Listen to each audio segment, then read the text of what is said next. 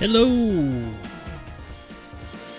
Yes, we are live. Hello everyone! Hello everybody! Welcome to the stream. Welcome. Make yourself at home. Today, we have, I think it's the first, we're gonna paint a landscape for the first time. Let me plug this mic. Yeah, better this way. We're gonna be painting a landscape together, and it's going to be a first landscape assignment. That's pretty cool. So, from an artist that I really love, pretty underrated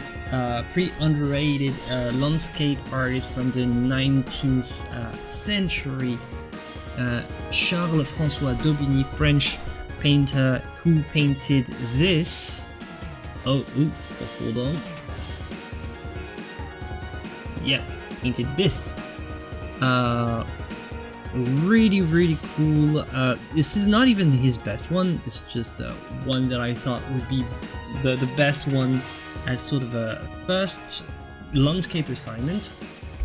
Not necessarily the best one. He has some more that are really impressive in terms of getting the nice colors, and sometimes colors that are not easy to catch in a landscape, like kind of the subtleties of how the light works and how the different mood and atmosphere works.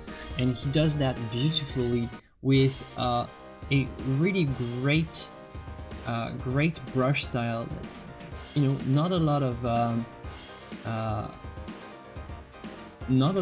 ornaments, and just very quickly, kind of impressionistically, but still with, you know, kind of very visible brush marks. You can even see the transparency. I kind of love this this contrast between you know, really vivid brushwork and almost like transparent, where you can see the underpainting. Here it's kind of the underpainting, for example, and you have like very free, loose brush marks running free in this little thing. Music is too strong. No, the music is just hype. It's just too hype. You just can't stand the hype, my friend. You have to get to the level of the stream. We're just so hyped that we'll put it max level. Look.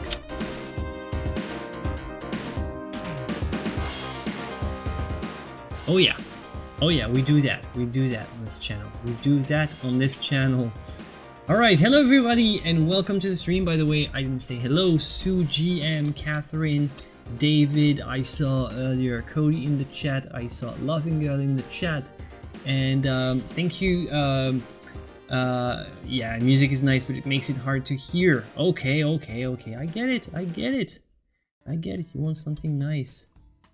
You want something softer and more kind of background music. Alright, I'll do that.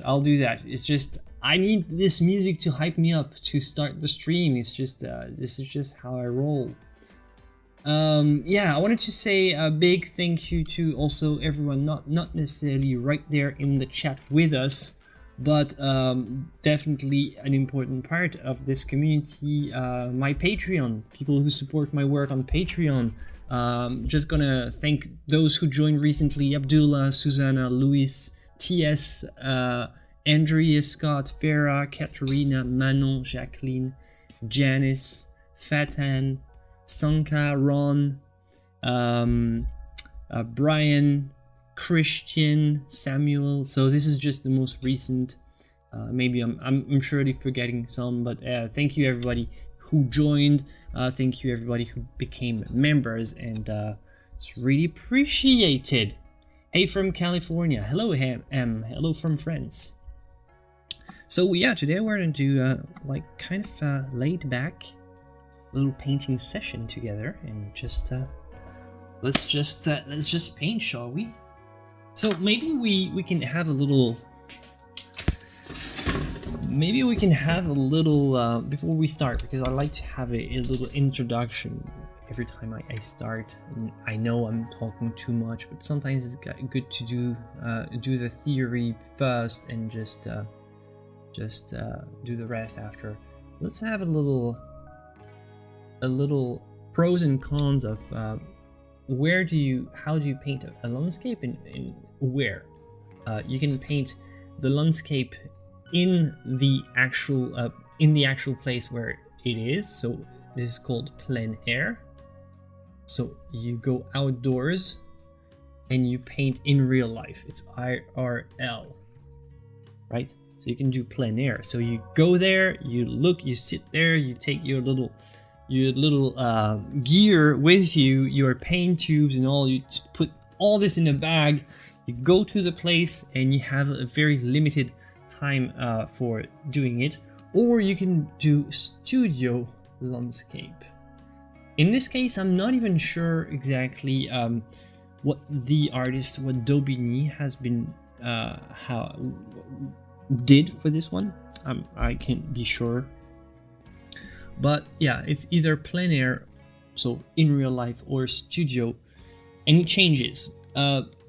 However, note that you can also do both, and this is actually well, I'm skipping to the conclusion, but this is actually how a lot of artists, especially from that era, used to do it.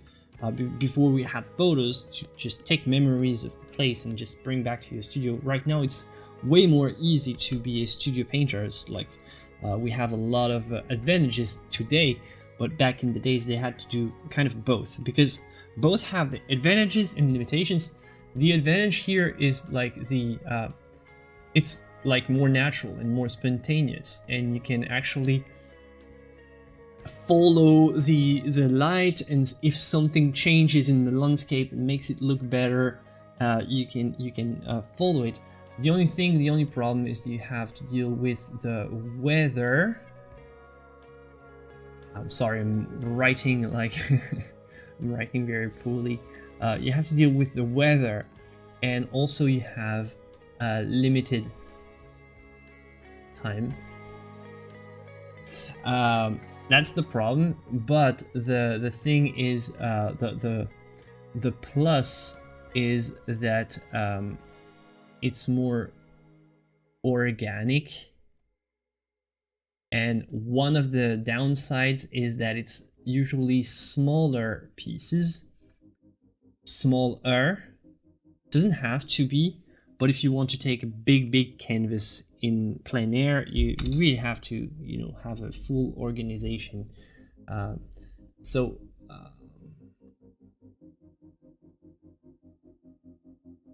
just want to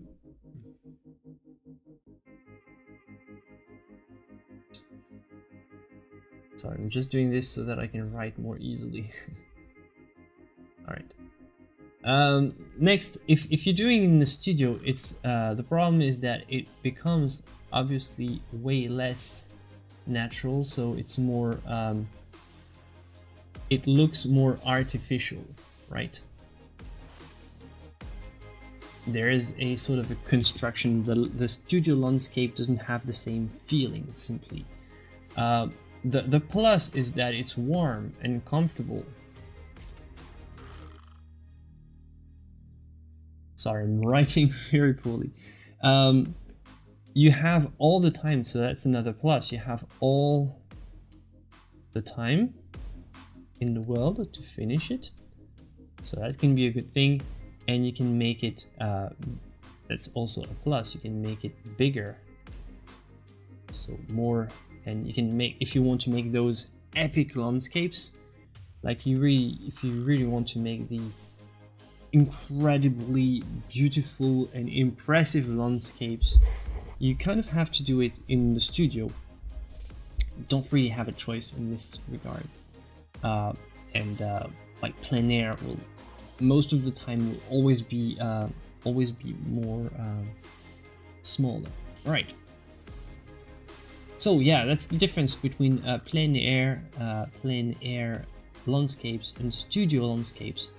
I don't know exactly what Daubigny did for this one. I don't know if he did if it's only a studio, but I think seeing the traces here, seeing the kind of the rushed underpainting, the very fluid, very kind of organic nature of the brushstrokes with very little details, and a lot of very cool, actually very cool features of this landscape simply just suggested, like the houses in the background are simply just merely suggested. There's no detail.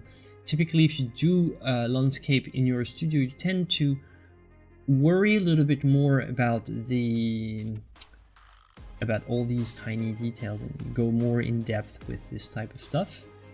But in this case, apparently, my guess is that it was done in plein air, in real life. So that's the thing. Hello, Atra. All right, so let's actually start. Let's actually start this painting then. Let me readjust this screen. No, before we start, still another fake out. I'm faking you out. Friday we'll have a Double the Art episode with Jake Don't Draw from this platform. You might know him from YouTube. That's where I know him from. But if you're a lot on Instagram, you might also know him from Instagram. If you're very often on TikTok, I think he's pretty big on TikTok as well.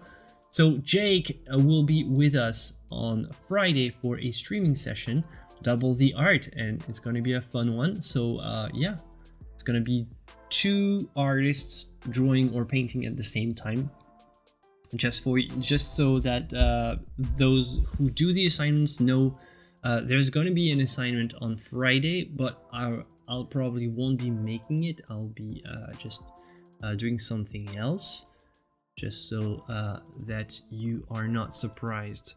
So that's all we have for today.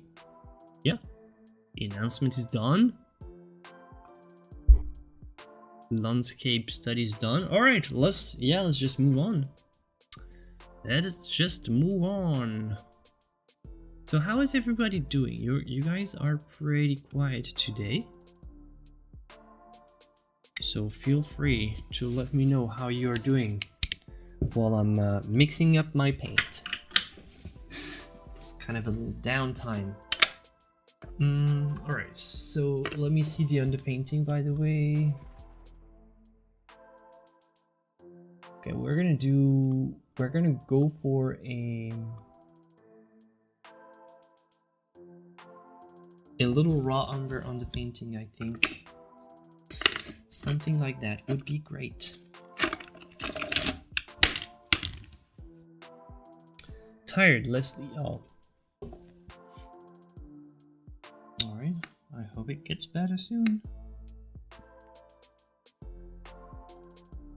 On my palette right now, I have Venetian Red, and this is not anything that I think I'll be using today. Is from a previous session. I think I can take this out. And take this out of the equation.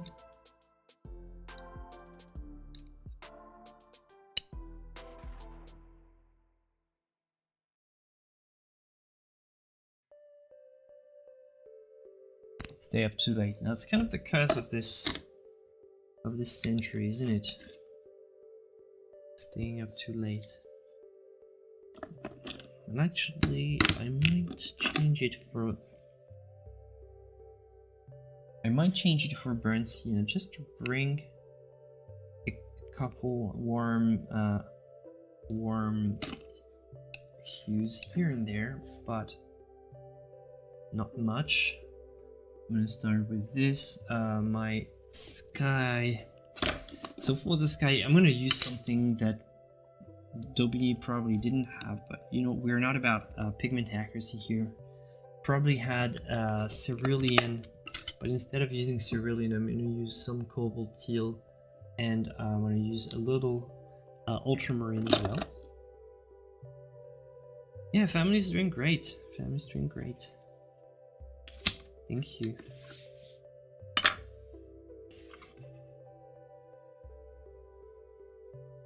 Computer problems. Computer problems.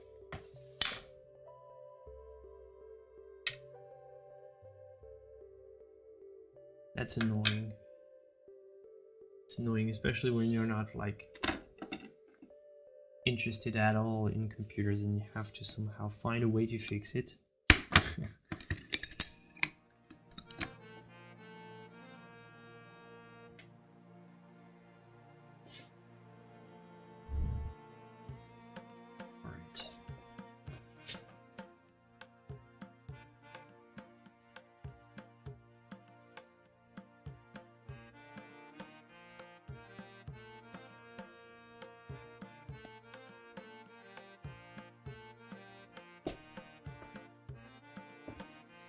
Okay.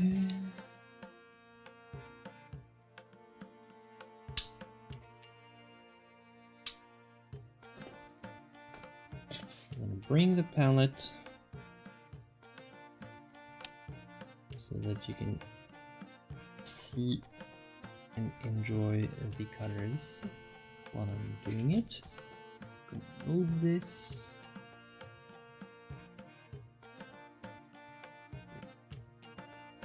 So,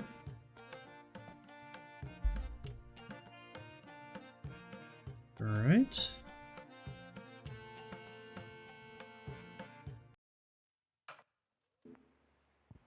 All right, and yeah, there we go. So let's just do this. Let's do this thing.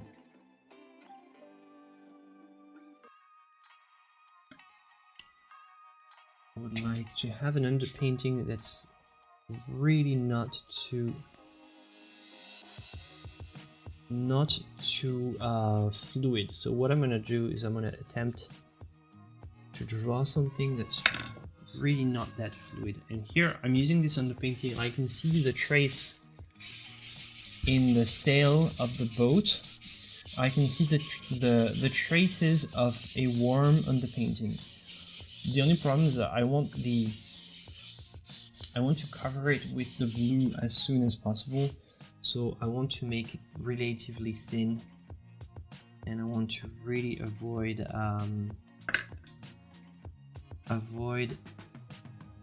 making it too thick at the moment.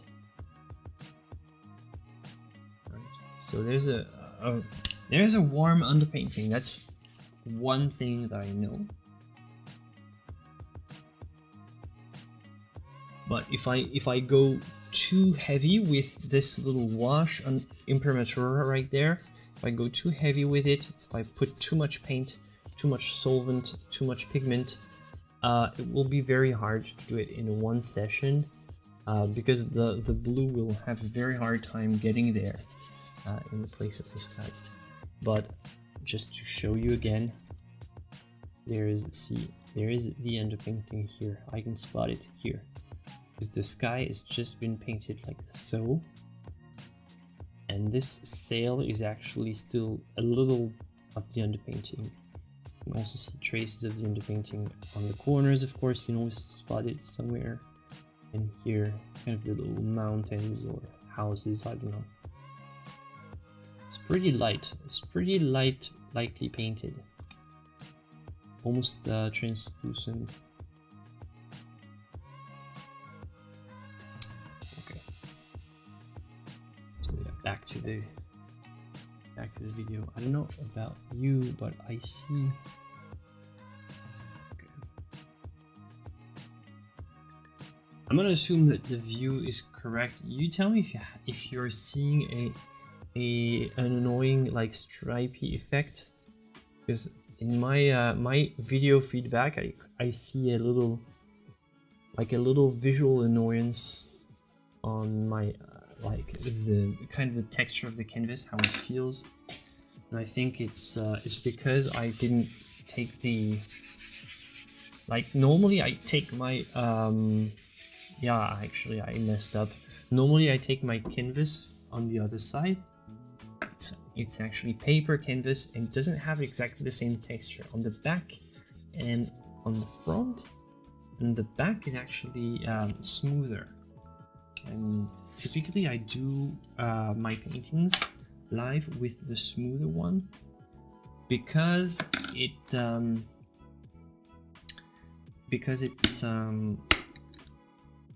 better just for the camera. It's also like more kind of fine grain, sort of for small works, portraits. It's typically better. But most importantly, I'm doing this for the camera. Let's be honest. All right, so very typical landscape rule is to put the horizon line in the landscape. You want to put the horizon line not typically right in the center, more in a sort of one of the thirds.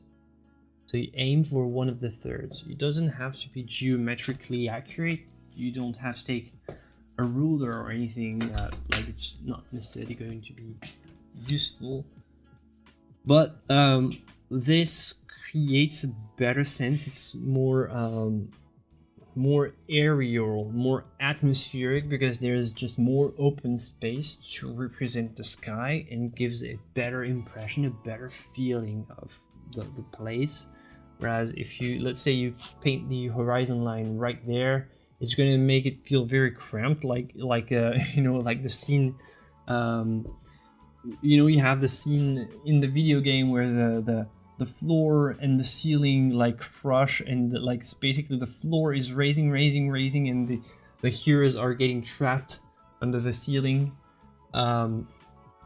This probably been in a movie somewhere, I can't recall, but you know, classic video game trap. I mean, classic Dungeons and Dragons trap. Well, and it creates this sort of impression of kind of oppressive feeling, right? So see, I put very little pigment here, so I do have an underpainting, but it's heavily diluted and not diluted with a lot of solvents, which makes it so that I can easily control it. I'm not it's not drooling, it's not dripping, and this is, I'm gonna be honest, it's mostly for the needs of this demo, so it gives me more control right now. So right now I can get in there, and even if I touch it, I can not, like, it's not even wet anymore, it's already inside. Like you really spread it. The thing is, you do the underpainting like so, is what you're doing is you're mostly spreading it. You're not looking to dilute that much. What you're looking for is more like you spread it, you extend the paint to the maximum of its ability, so that really it's almost like drawing with raw pigments. It's like you get the pigments in there, it's not fluid at all. So this will help me just create tone, and now I can draw on this, and now it's almost dry, so brings a lot more control than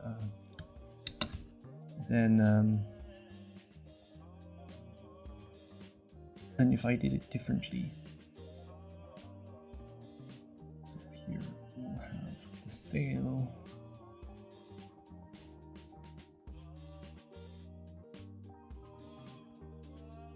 So I don't do a lot of landscape.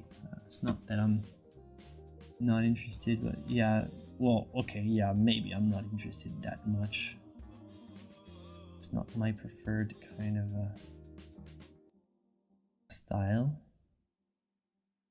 But I know how to appreciate a good landscape when I see one. I know that this one for sure is one. Simple, it's a lesson in simplicity, in making simplicity work.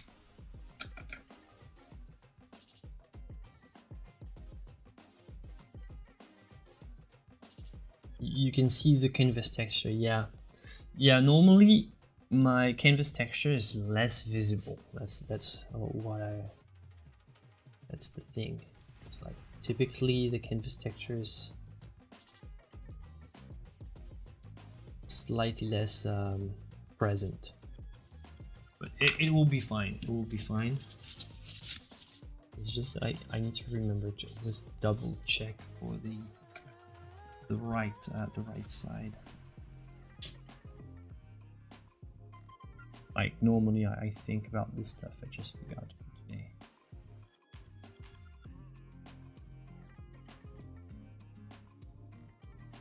I love how the very complex shapes of the boat, like the geometry of the boat and the, I don't know how you call it, like there's probably a technical word. All this complex geometry has been simply suggested with a couple strokes. It really looks effortless in this painting. It's not gonna look the same in mine, I can assure you that. But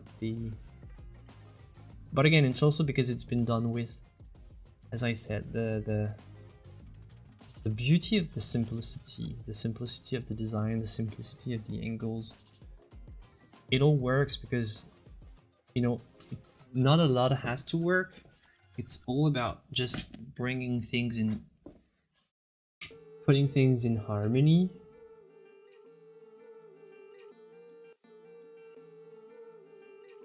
And there's not a lot of elements. It's not hunting for complexity or anything. It's just beautiful, and because it's simple. It's not trying to be breathtaking or anything. It's just trying to be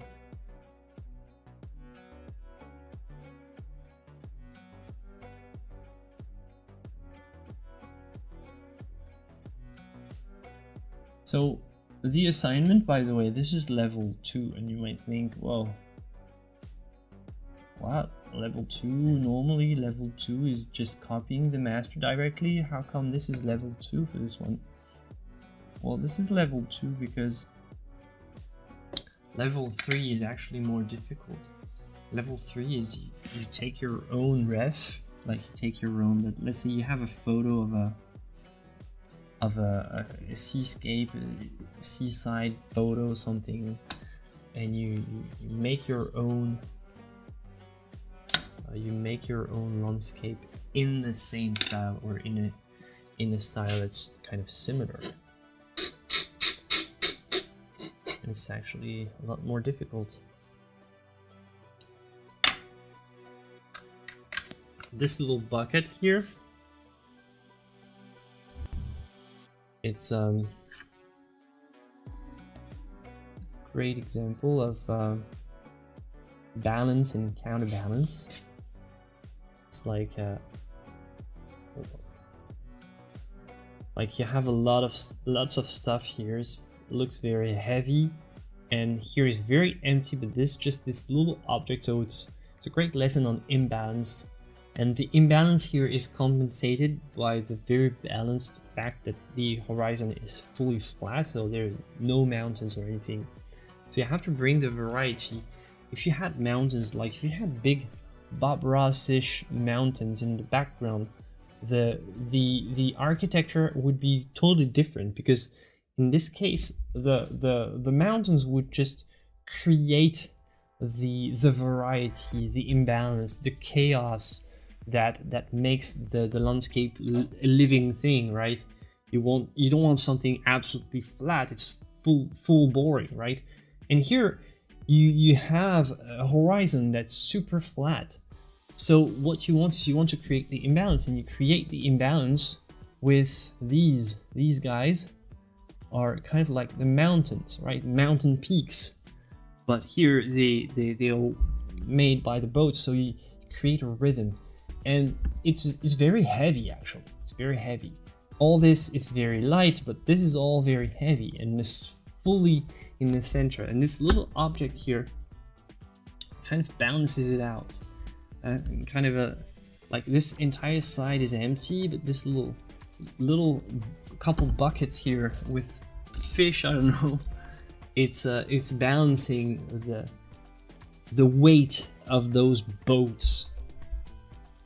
They're brilliant composition. You don't think about it, but like, all right, I'm gonna insist, right? Because, yeah, let me insist a bit on how brilliant this is. Let's see that this...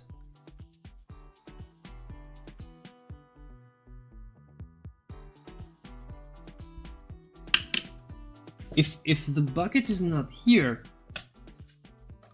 all of a sudden, right? You might think, well, it doesn't change much, but the bucket is like the little touch, right? It's the little touch that changes it all, right? So my boat is too big on my drawing, by the way. So I need to change that.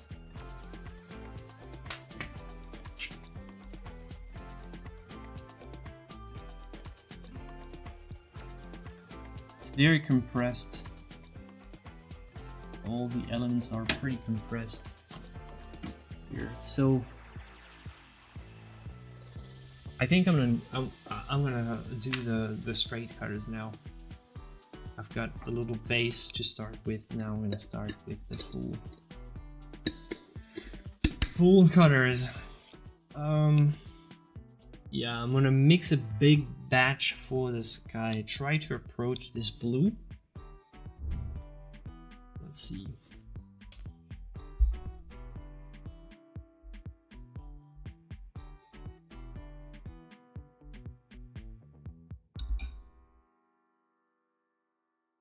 Like the approach of Mark Maggiore, who plans a complete photo shoot in order to produce a high quality reference. Yeah, sure. He's a beast, so.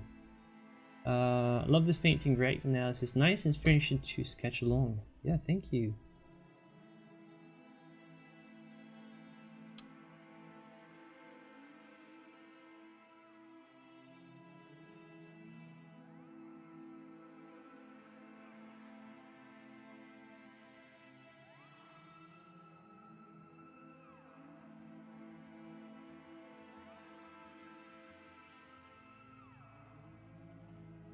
Hold on, I'm looking for something.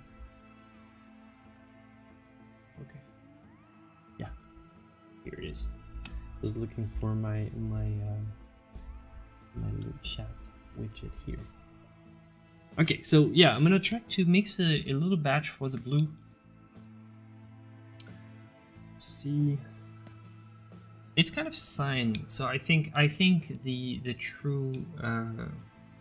true pigment was used here may have been something like cerulean.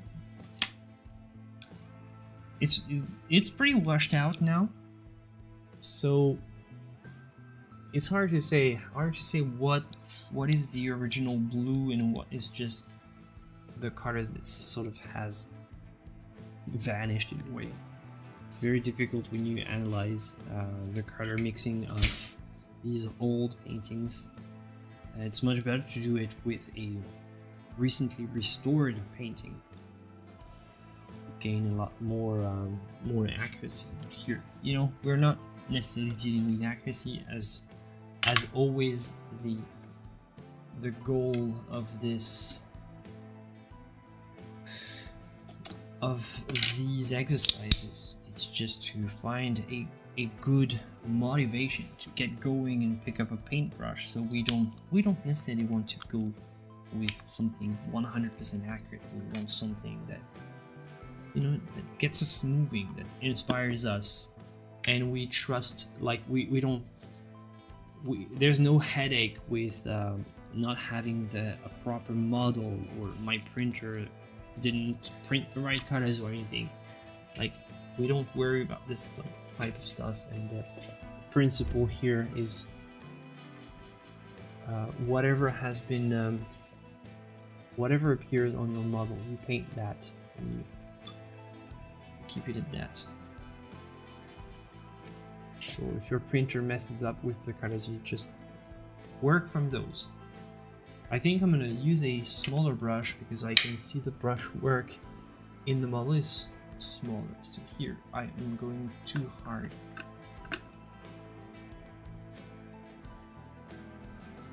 Going too hard. So I'm gonna take some full white, try to drag it along. There's some touches here and there are looking kind of purple-ish.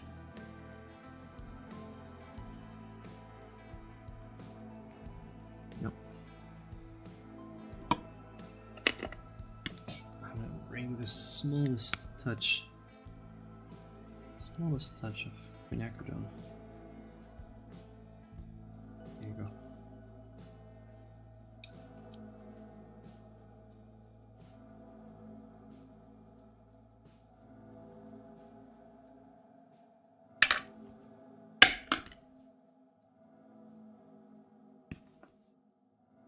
Here, using more medium, need more fluidity.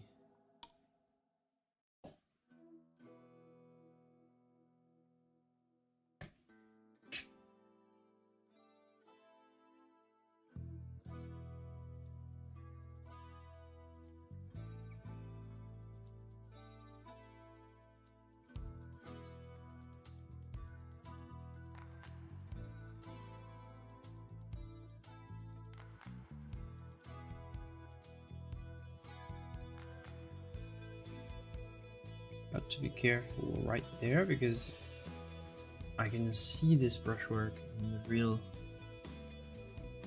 in the original, and I can see that it's been carefully, carefully laid down, because this is a brushwork that's kind of shape defining. Using this stroke here, nail the right color. You can see a slight discoloration between the mast and the sail. You can see that the blue is kind of a little polluted.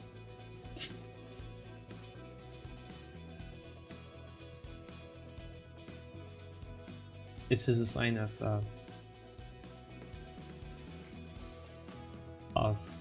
less, how to say, it's a sign that the artist has worked more, to get the shape right, has had more strokes, getting it right, and it creates this impression.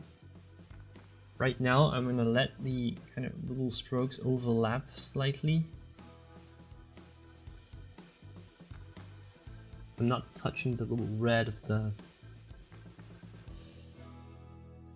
flag or anything. I'm just gonna continue with the sky. Here, right there's a little area that's more chromatic. And you can sense that it's been painting this way. Like normally this is not my brush style, but you can sense that this was painted like that.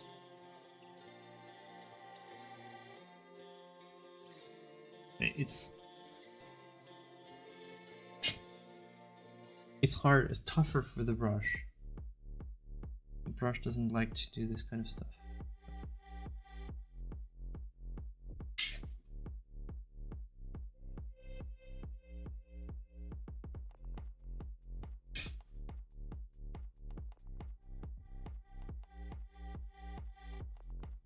Wow, is everybody so focused painting along that nobody's talking in the chat, or am I just talking to myself? You guys are so quiet today. Why so serious, guys?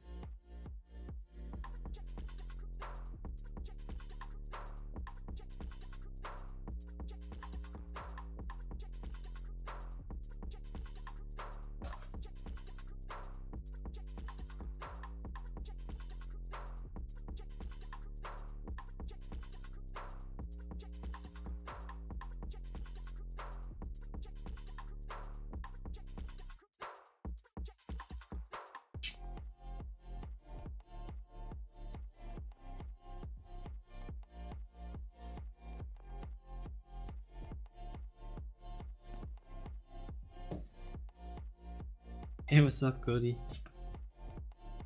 Nice to see you here.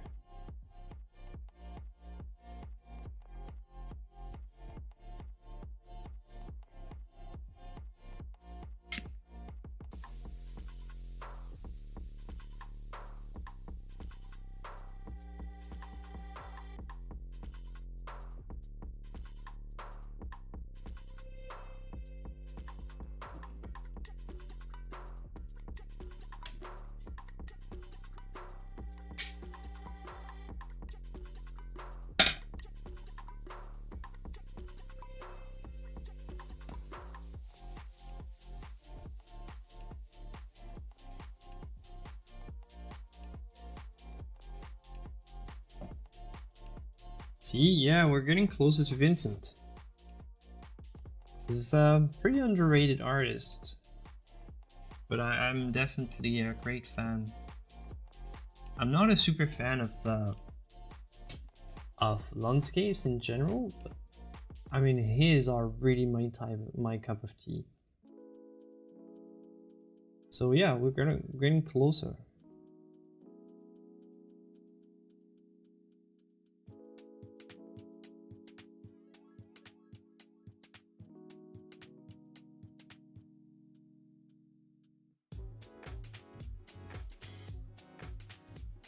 My colors are too clean. I don't know if it's just because the model is old but I'm gonna just take a little touch of this raw umber right there and pollute it slightly in the back.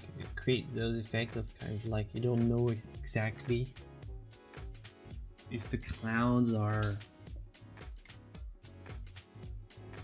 is it good weather or is it like you never know. And this is very typical of the seaside, like, you know, the weather is never a sign. Like the look of the clouds doesn't indicate a lot about the how nice the weather actually is. Just constantly changing atmosphere. So you kind of have brownish clouds. And you'd say, yeah, it doesn't exist, right? You don't use brown for the clouds. Well, you've clearly never been to a seaside port to look at the clouds, because some of them can be brown, and brown is more to just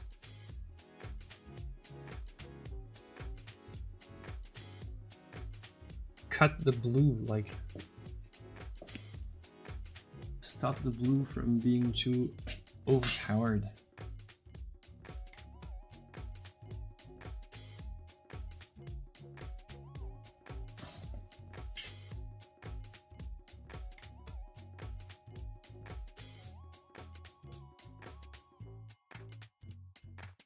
It's almost like Bob Rossing it right there. Just little clouds.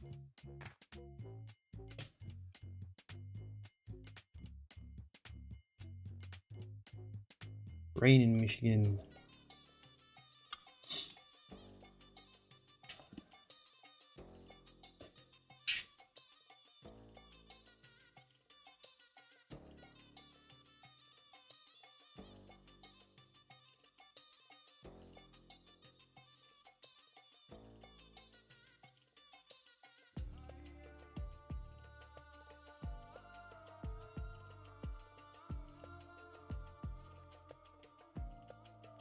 Schweveningen.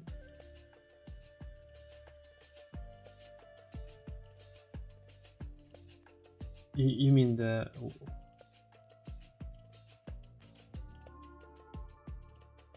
What are you talking about? Happy little clouds. Yeah, I don't know what you're saying about Schweveningen.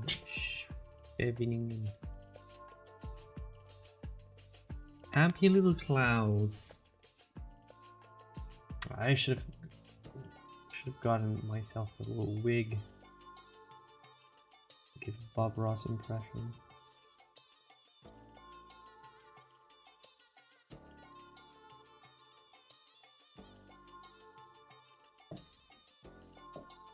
Bob Ross still killing it with streaming, by the way. There's very often there are marathons, streaming marathons. And lots of people watch. They just replay old episodes, I guess.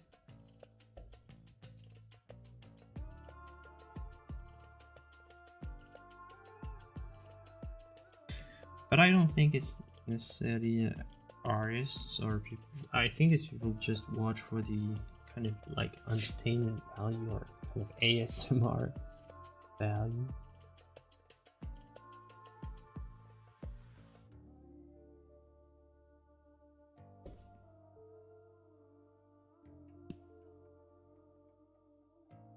So for my green, I'm going to organize a little pool right there. Try to mix a little green.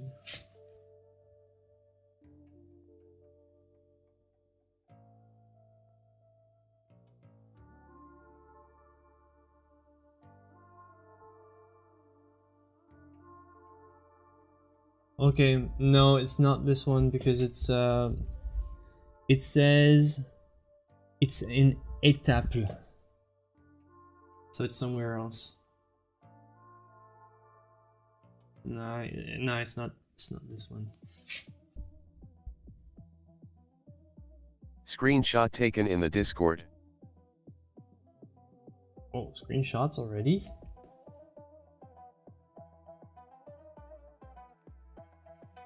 I need more white.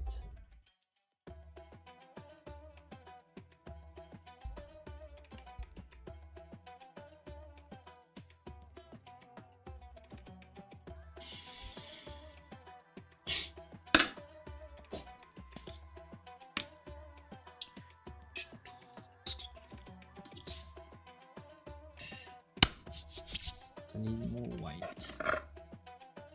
It's mostly shades of gray. Like if you look at my palette, hey Jeff, if you look at the palette, there's not a lot of color. It's all very narrow in the range.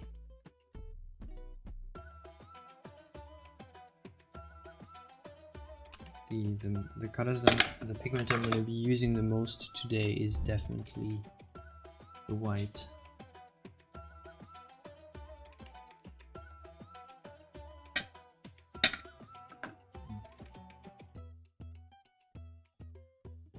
So right here, making something. So I think it's organized into slices here, my palette. This one will be for more kind of the cool ones in here. We'll have a stripe for the warm tones. So I'm gonna follow this natural. This is it kind of organized naturally, so I'm gonna keep it up like that. What I'll do is most of the time I'll pick up some of the white, just drag it, mix it with a little bit of the either the warm pool or the cool, and yeah, I'm gonna do it like that.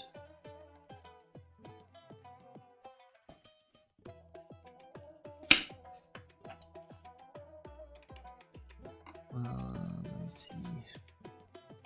Looking for the right brush. So Cody, how's your French? Comment ça va les cours de français?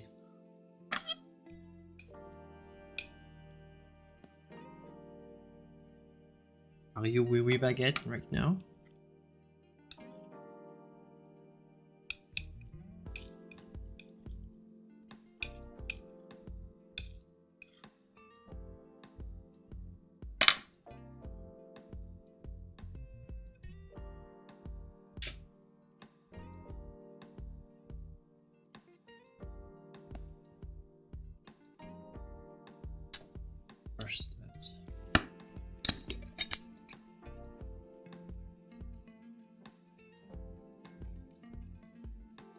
Oh yeah, for the landscape, as soon as you have the blue, generally it makes it pop immediately.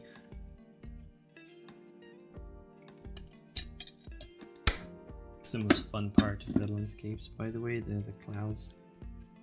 We were talking about Mark Maggiore before, but you know, talk about the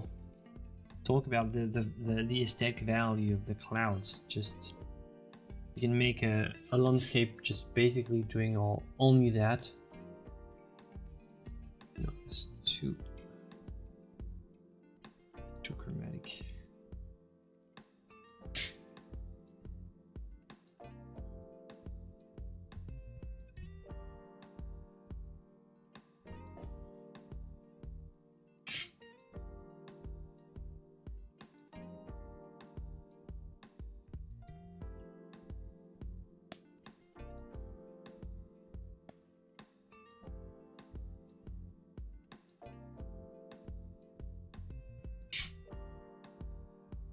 What song?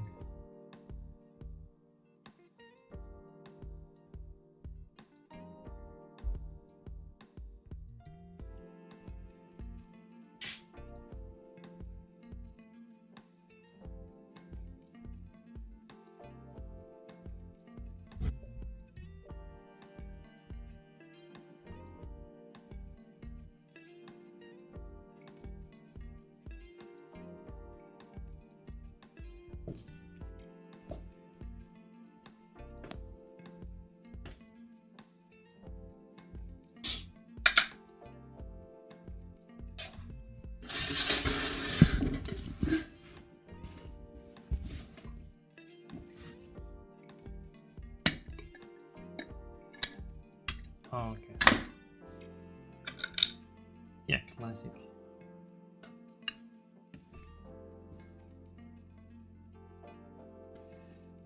Classic. Nice.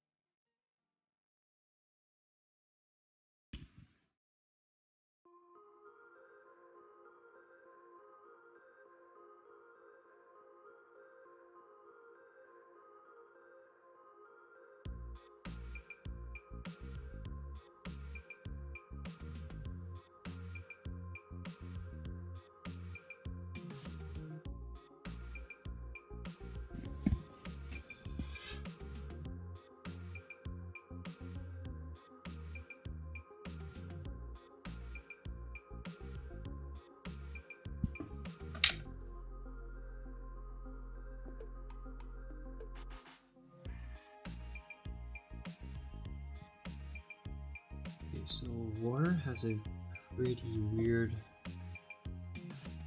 color. I would say this is too dark, but not far. You have attempted it directly on there.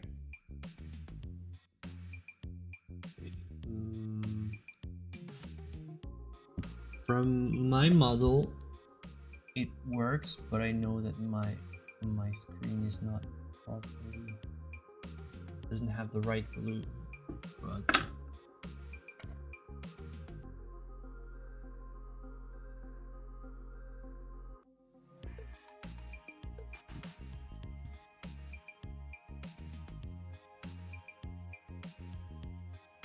hello, Nicole.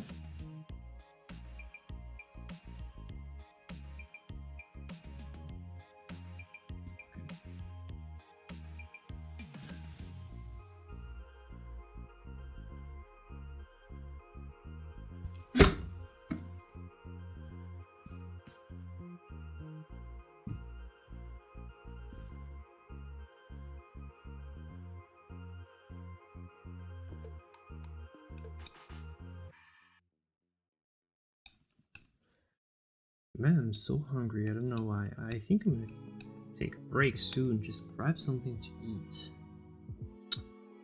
I don't know.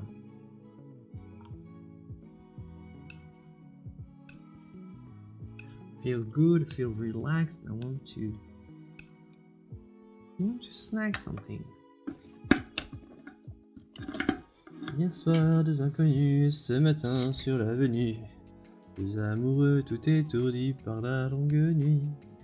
Et de l'étoile à la concorde, un orchestre a mis le corps. Tous les oiseaux du point du jour chantent l'amour. Aux Champs-Élysées. Champs-Élysées is one of the worst streets, by the way. Like only big fancy shops that are mostly for tourists now. Well, do you hang your work in your in my house? No, my wife would love it, but I'm like, I don't know. It feels weird sometimes, but my work doesn't hang that much in my studio. It's like stored in my studio. I'm proud to see my work hanging somewhere else.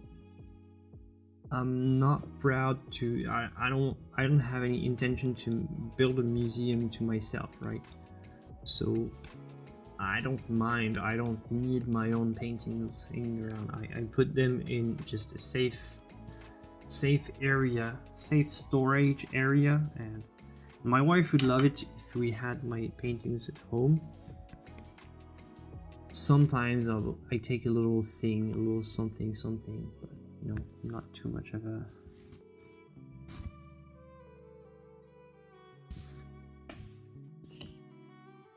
It's like, let's say you work in.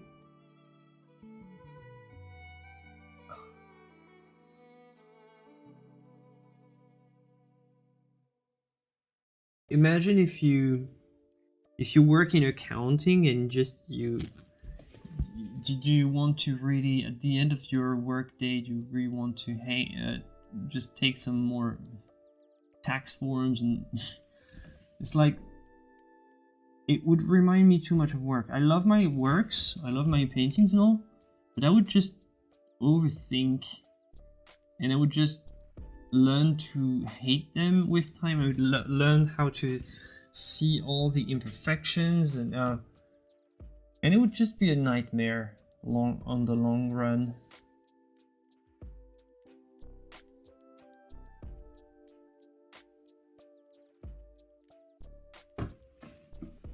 Why not put them online? Yeah, I do put them online, but it's true that it's been a while since I've actually updated my my portfolio. I'm not being very professional.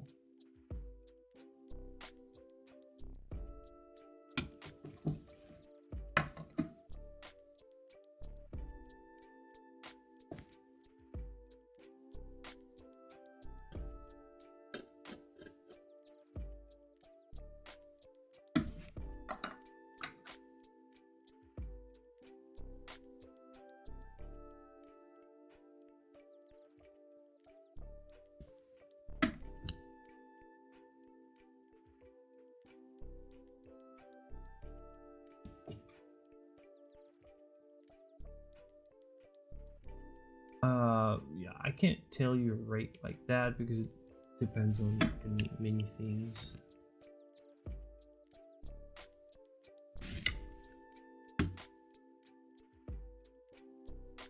Yeah, see, purge. This is what I don't want to be thinking about purging and just dealing with, you know.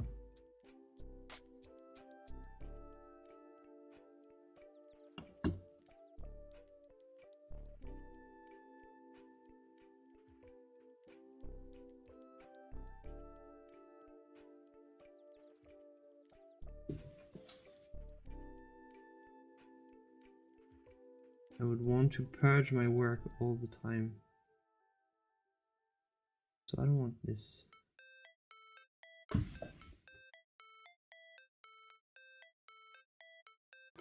And between drying time, varnishing time and all, and just bring the piece to the gallery and all, like I don't have time to hang them in my studio. I think.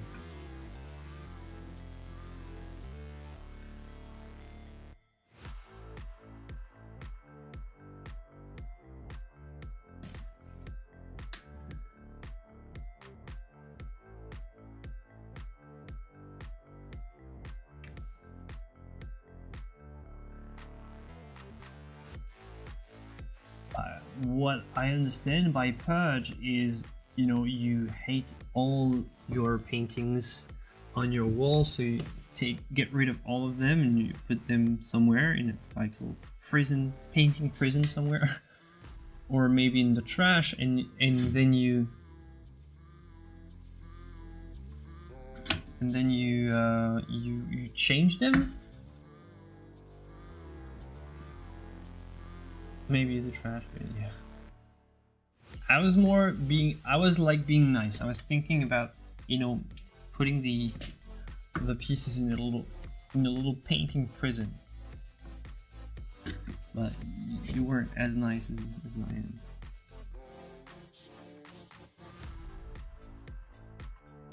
And I know that this would be in my head if I was.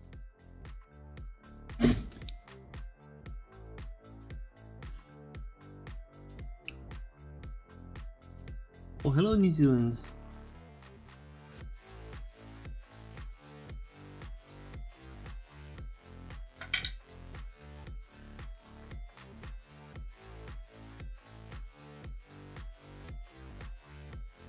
You can paint all day, nice.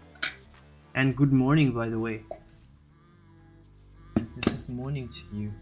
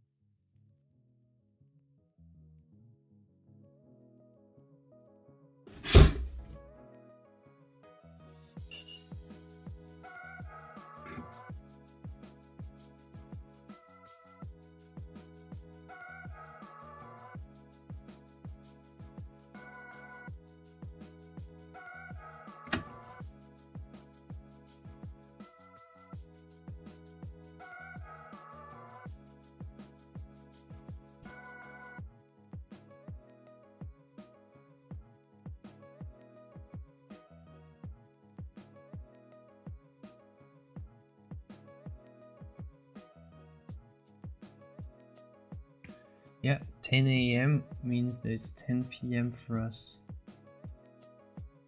We're so on the other side of on different sides of the planet that morning to you is evening for me.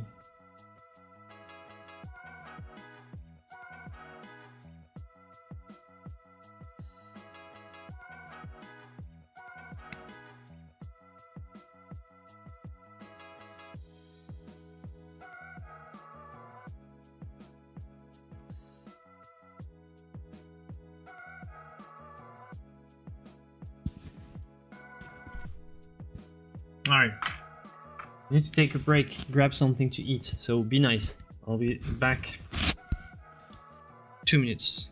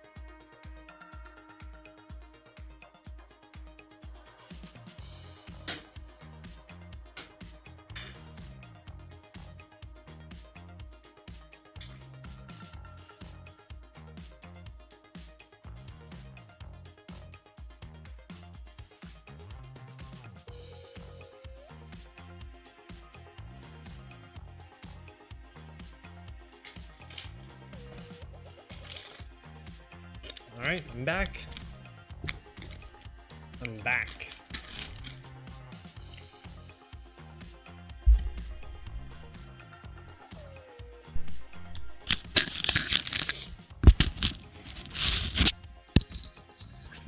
Sorry. Alright.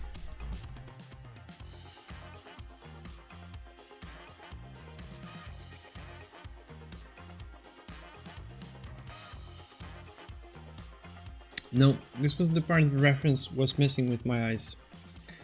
Missing the mask and within the mask and the sail is that transparent screen where it's simply paint or pink tone darker. It's actually the underpainting. My underpainting is not as dark enough, so I'll actually have to paint it. But if you look at this, it's the underpainting. Actually, the only areas that have been painted are those. So basically, this has been painted like so, and like so on the sides, and this is what remains. And there's just a couple strokes, just little details. Smaller one actually here. It's a stroke, one stroke here, one here, and here. Actually black. And here, kind of transparent. It's supposed to be the fishnet, I think. It's actually not the sail. It's the fishnet. Alright, well, I'm gonna assume. It's very suggested. Still, it's a tiny part of the painting.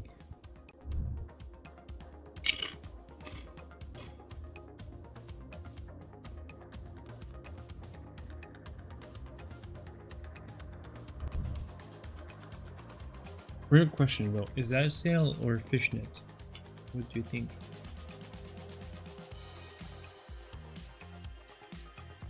You wouldn't leave the sail like that. The sail is folded here, right? The theory is this. The sail has been folded up here, rolled, because the boat's not, you know, don't put the sail on if you're not sailing.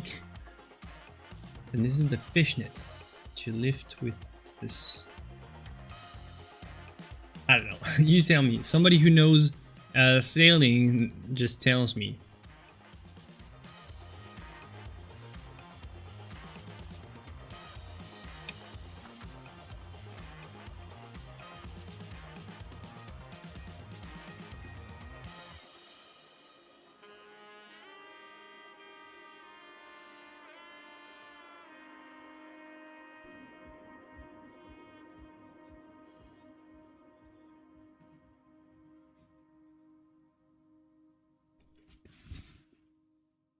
I would start with a diptych for the two nephews and see for the rest. You start with a diptych, so two paintings go together.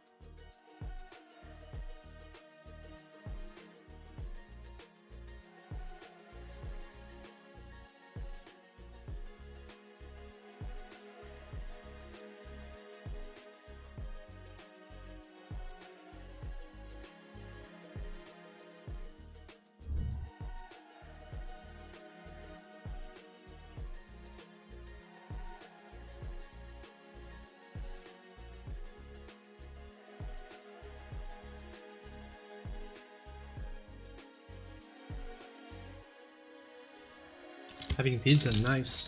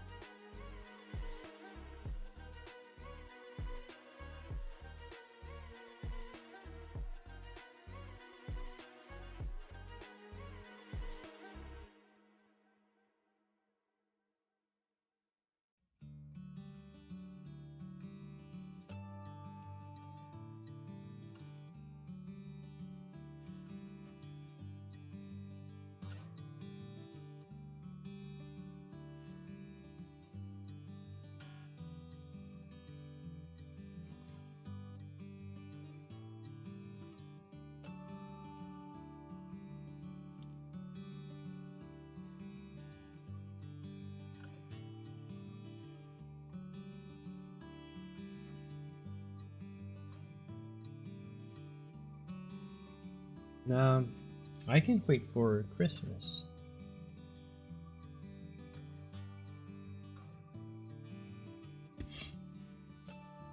Yeah, spring is nice and all. Christmas is cool. Like I love the spirit, the atmosphere.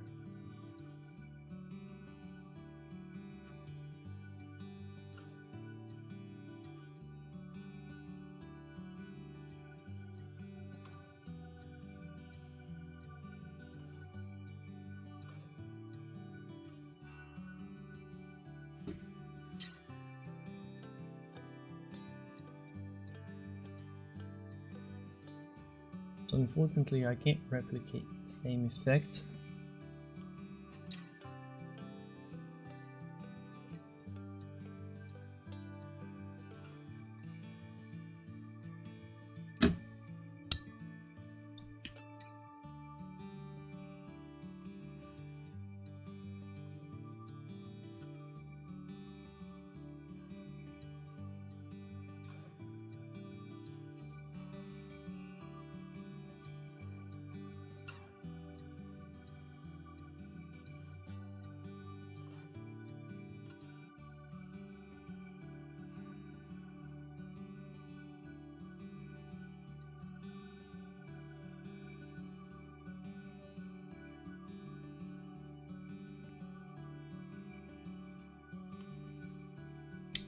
Well, no. I only paint fast during the streams. Like, normally I'm very, very slow, so don't worry.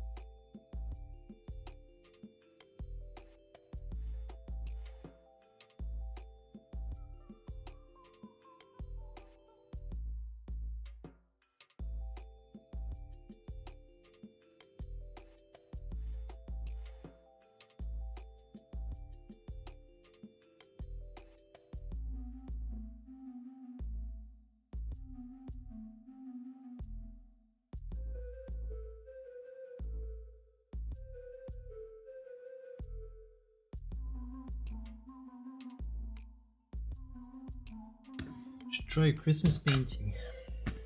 Well, it's depressing if it's already Christmas though. But yeah. Coming up pretty soon.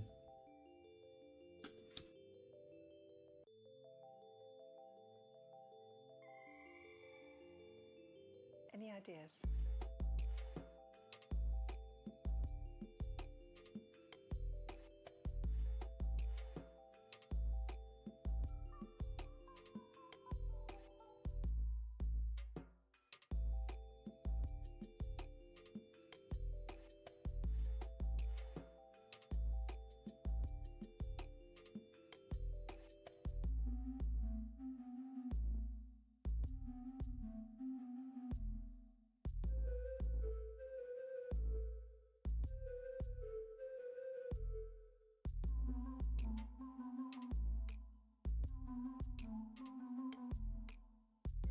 Yeah, Christmas with snow is the best.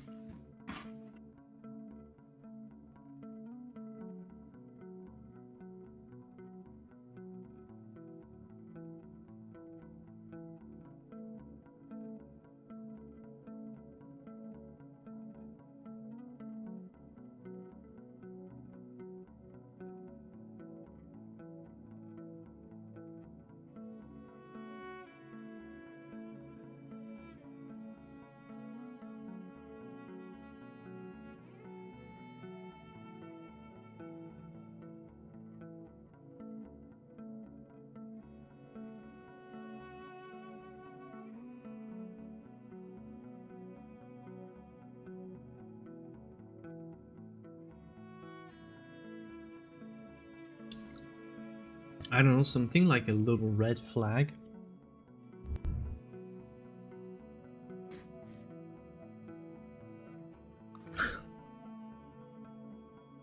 Just a little signal flag, maybe.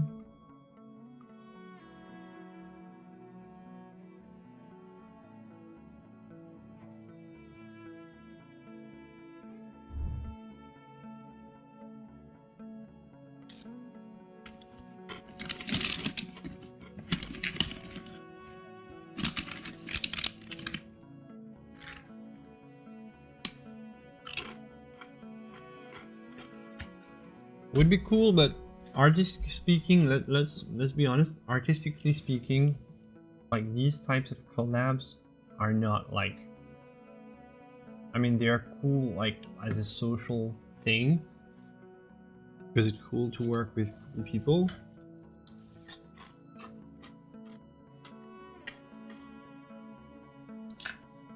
but this kind of like little mix of several artists, I don't know, like historically it doesn't necessarily work.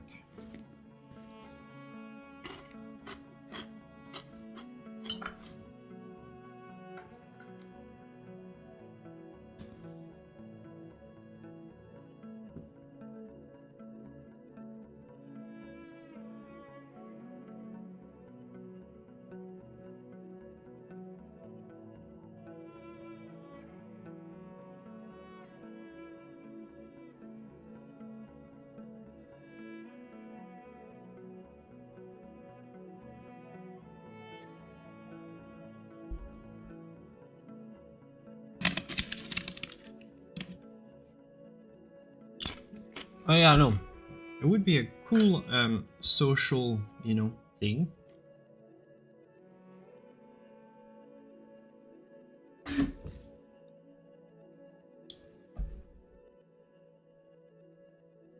But artistically speaking, it's like much more difficult for visual artists to collaborate on works than it is for musicians, where it makes perfect sense and generally gives something really nice.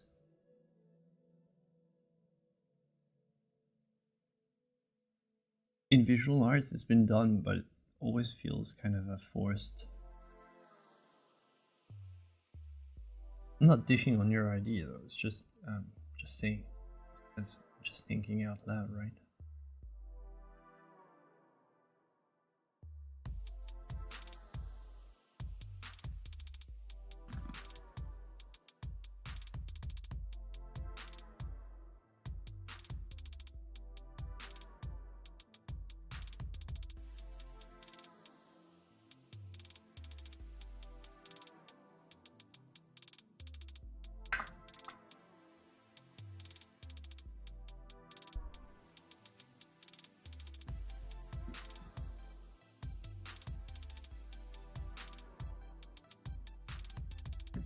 It's too bad that all the lines, like all the ropes, are painted.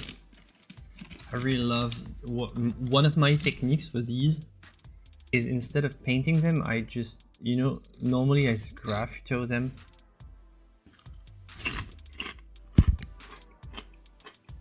But the underpainting has to be darker.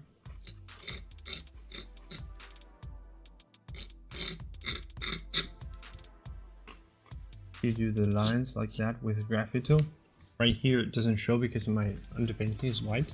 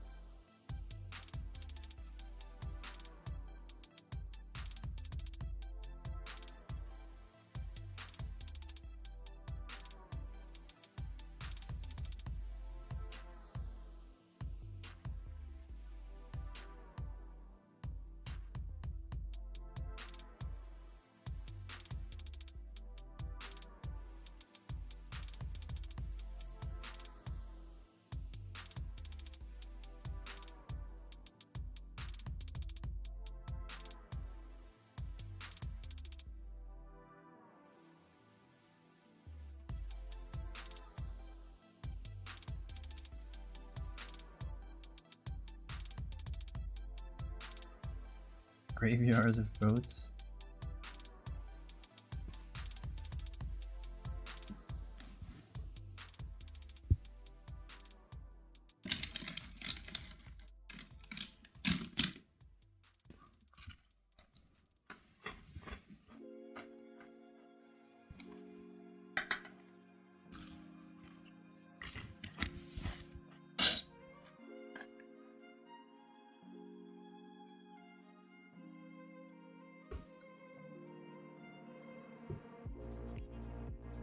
Yeah, but the Cadavrexki or Exquisite Corpse, I didn't know it was said in English, by the way.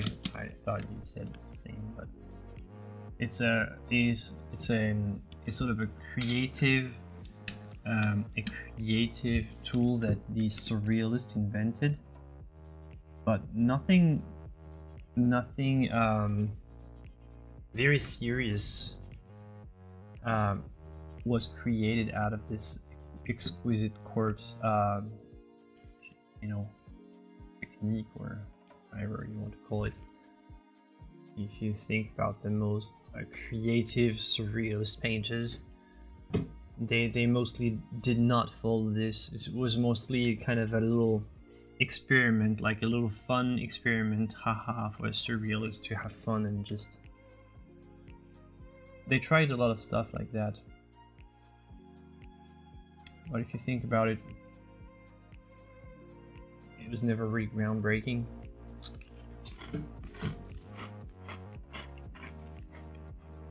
These are in writing or in visualize.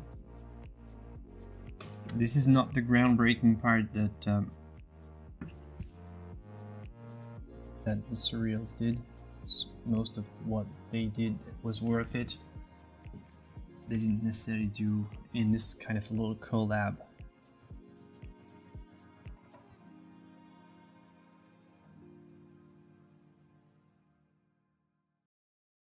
I think it's better if the artists make works separately and then you put them together, but you know, in retrospection, in retrospect, I don't know if it's a word or anything, but like you don't necessarily have the intention, the artists don't necessarily have the intention to create something that matches, but somehow you take, like, among all the works that exist, you take various works that match and put them together. This is really cool. In general, this works much better than the opposite.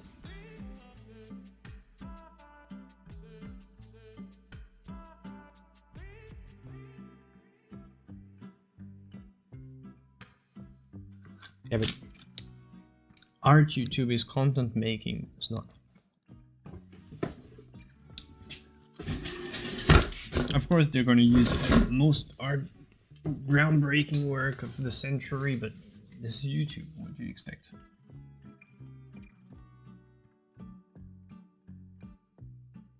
It's an interesting collab, but it's content collab.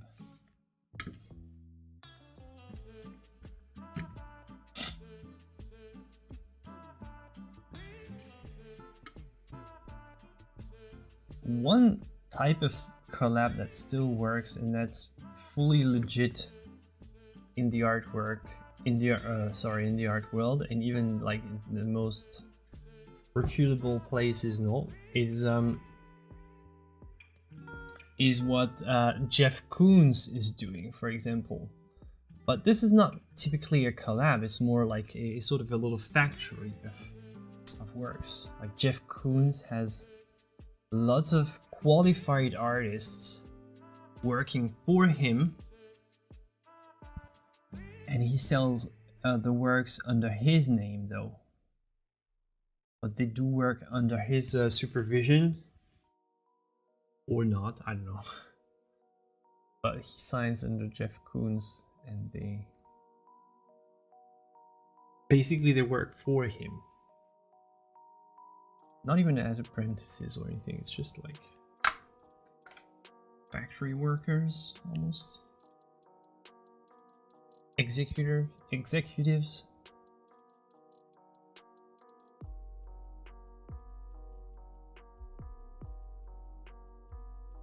Oh yeah, it's fun, especially with words.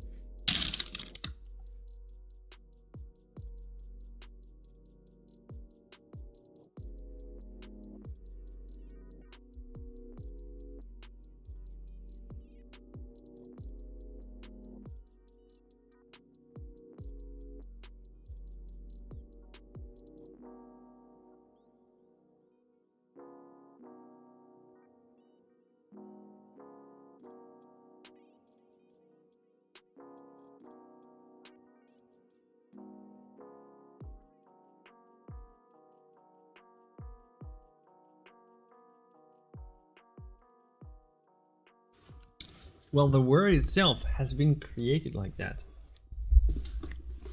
Like the word cadavreski was created by those guys when one guy did the first one and the other one the second one. Take a piece of paper, somebody writes, you decide what you want, like a noun, complement, verb, stuff like that.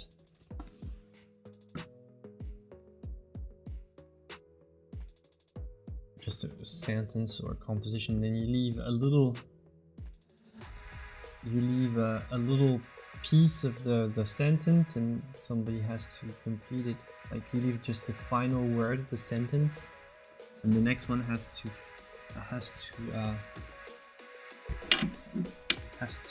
continue it.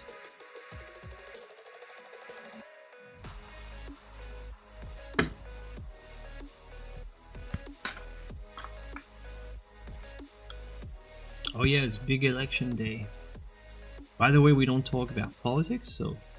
But yeah, we can talk about the fact that it's election day. But we don't go in the madness, we stay in our line.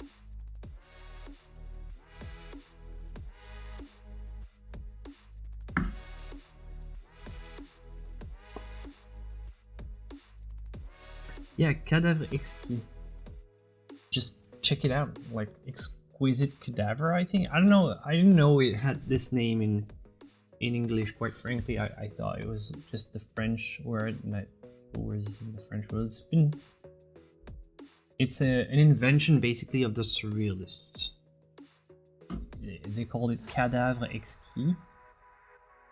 And it can be done with visual arts. It's basically somebody writes the exquisite corpse, maybe.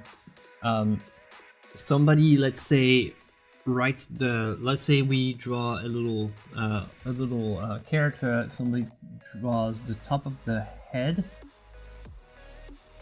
and then folds the paper and gives it to the next person. The next person doesn't see what's been done before, just like couple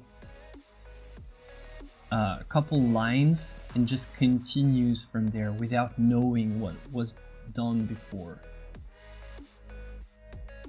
So basically you just have like a little couple lines here and there, and you have to continue, so it gives something very very chaotic. It doesn't make much sense, but because it's been done with, like, it's almost like several brains working. Very delirious.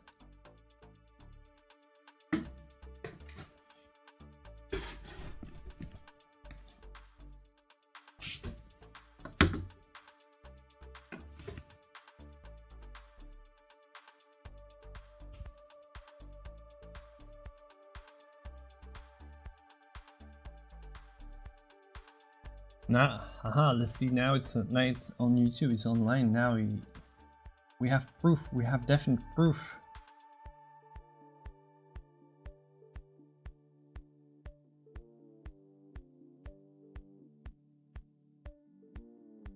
Actually, this was all a setup to arrest you. I'm not actually a French painter. I'm actually FBI, and this is got all I needed. So, well, I'm FBI, but I'm still gonna finish this painting because I've learned, like over the years, I've learned,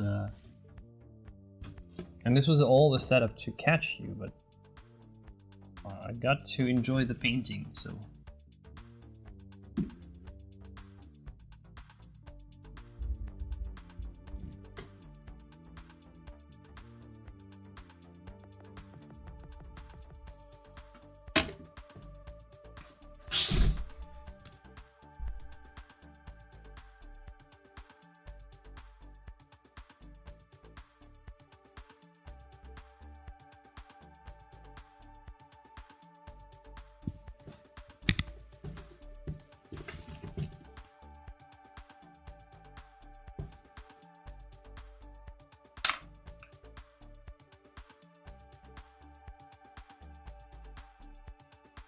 33 likes and just with 50 viewers.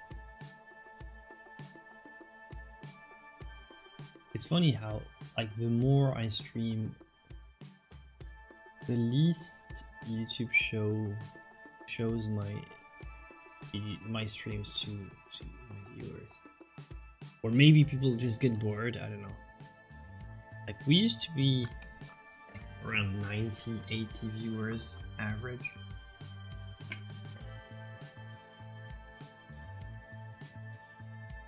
Mysterious how YouTube works. It's mysterious. Like, there was a time where we could get like 100 likes very easily.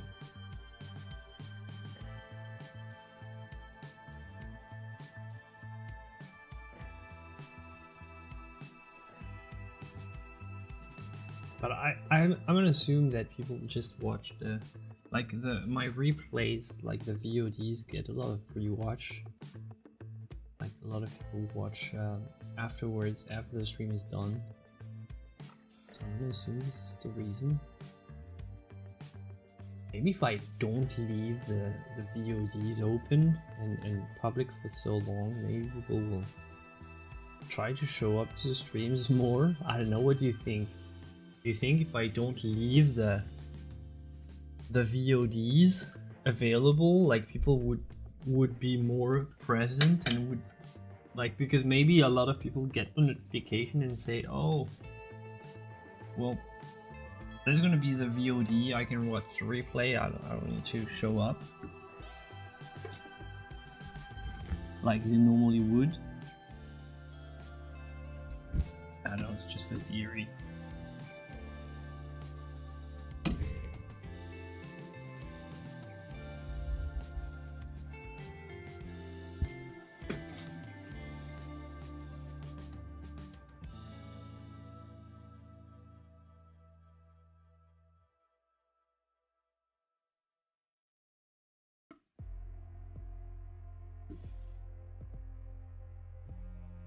Oh yeah, I know, time zones, and well, it's difficult for me. I'm doing my best. I try to be in the right time frame, but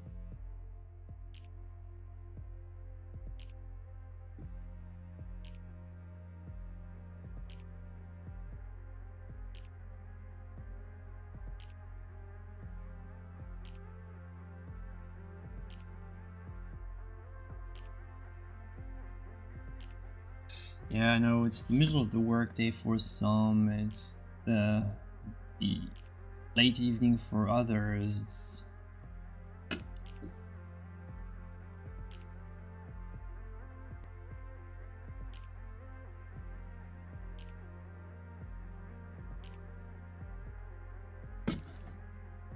What I think I have slightly less viewers from Europe, maybe. Like, since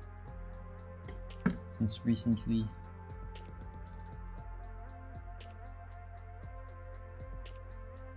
I don't know. Whatever. Not worried about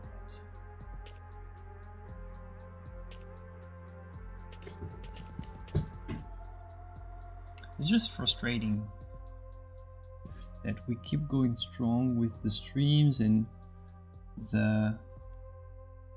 I don't know, I don't think that my content is worse than before, but we get less viewers. I'm just wondering, you know, it's my job to wonder about this kind of stuff. So I'm wondering. But you know, YouTube keeps changing the rules all the time, so you never know.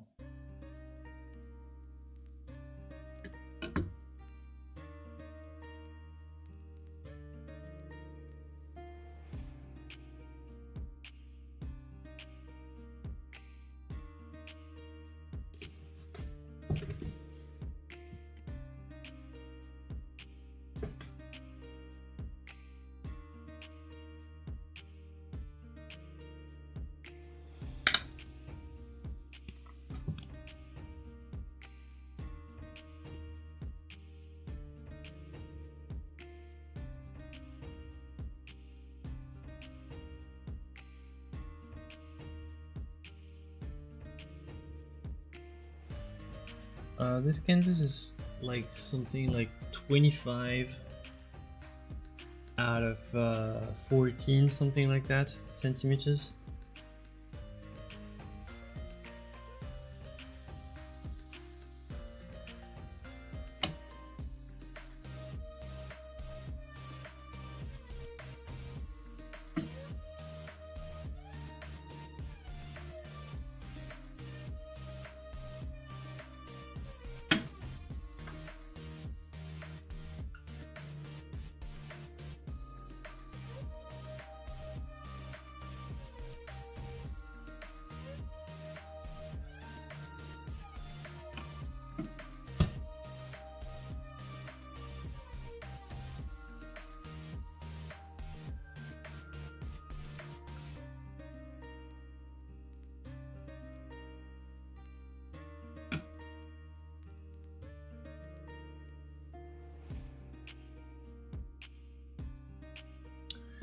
Do I think oil painting is increasing or decreasing in popularity? I think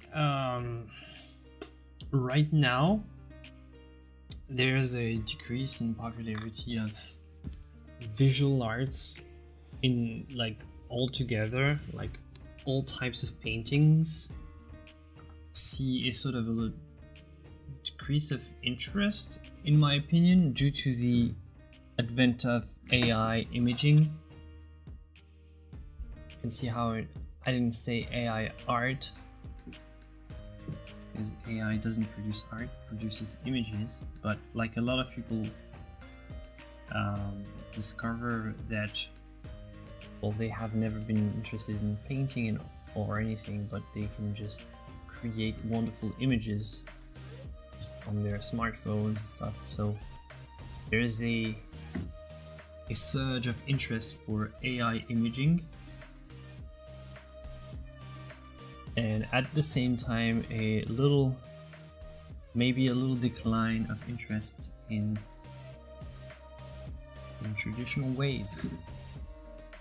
Like now people can make their images however they want.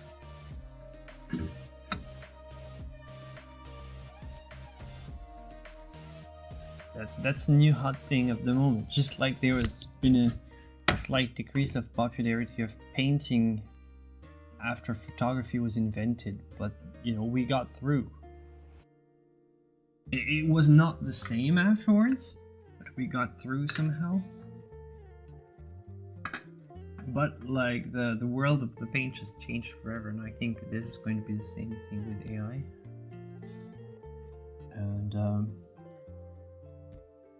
And yeah, oil painting it's never been really popular. Now there's been trends in the sort of the painting world, more with let's say there was the drippings. You know, there was this fashion of making drippings There's weird trends, but most of the time they're not like traditional painting style, like that traditional realistic figurative. So I think oil painting is the same as it always has been. It's like, you know, yeah, not popular. We're not the cool kids in school. We're the weirdos who insist on doing things that is just less practical, dries slowly, and just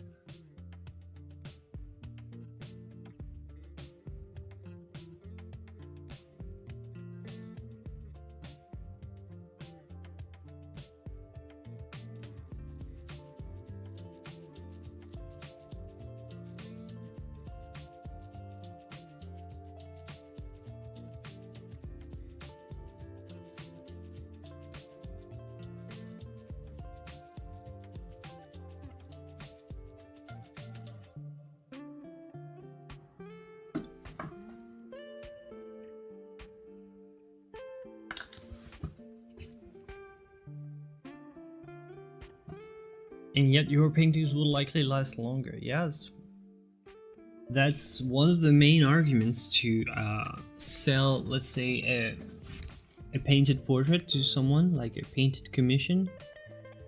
That's one of the main arguments. Is you can always say that, well, you know, pictures will come and go, but like a good painting is like is there to stay.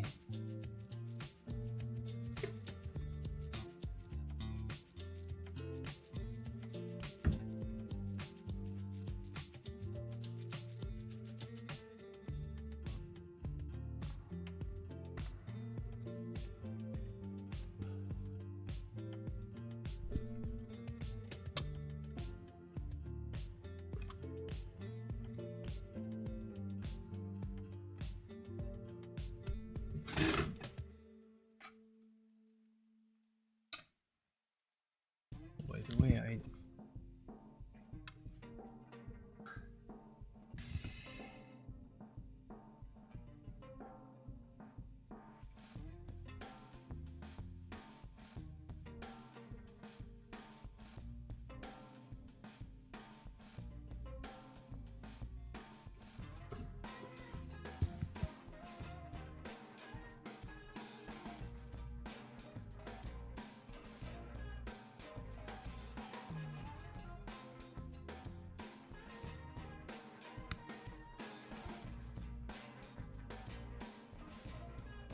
only been painting for years. Self-taught. The fun to me seems to be the technique and skills that are developed.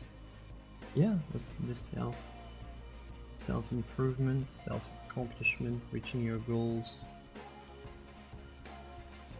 and it's a, you know, it's a nice, enjoyable experience. Painting is a fun, enjoyable experience. Yeah, the satisfaction, as you say. Yeah, it's incredible. Definitely. And yeah, I think this is there to stay. Like, realistically, painting didn't kill oil painting. It forced it to reinvent itself. Painting didn't kill sorry, what did I say? Photography, when it was invented, it didn't kill painting altogether. It forced it to reinvent itself. I think it will be the same thing with AI. AI will force artists of all kinds to reinvent themselves, or switch sides. Like, a lot of painters became photographers when it was invented. I think, you know, you just pick your side and just try to stick to what makes sense to you.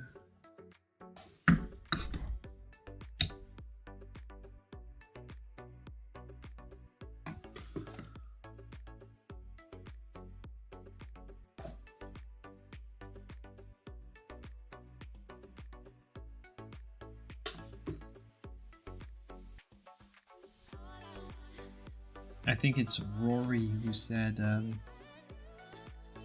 Rory on the Discord who said, AI is not going to take your job. Somebody who knows how to use AI is. And yeah, pretty much. I think it's going to become a sort of a naturally occurring thing. Like, just you might want to fight technology. When it's there to stay. It's like there's no fighting the technology. It's like, I remember when the smartphones were invented, people were like, oh, I don't need that, I have a phone at home. And right now, like, everybody and their grandma has a smartphone. And they were all like, oh yeah, why would you need something on a computer to write letters? I have paper and I can write letters with a post stamp and stuff. Yeah, we'll still have both right now, so who cares, right? Like, it's like the technology is there and not going anywhere. So you might not be happy with it. It's like you not being happy with AI and how it's going will not change the fact that it's there. It's there to stay. And the world is going to change around it. There's no other option. So this boat is not the same. It's not the right spot. But I'm too lazy to change it.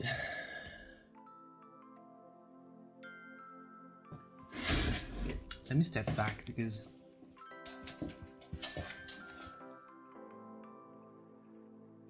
yeah, all right. That's not the point, right? But or maybe I fix it. Oh gosh, I'm way too obsessive about this kind of stuff.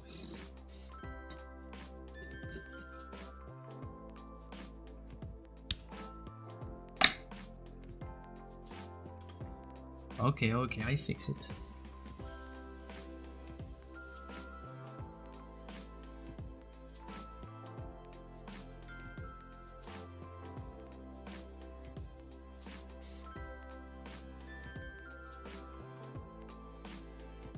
Yeah, it's a gorgeous painting, of course. I really love Dopini's work. Very underrated. I really recommend, if you didn't know this artist, that you check him out.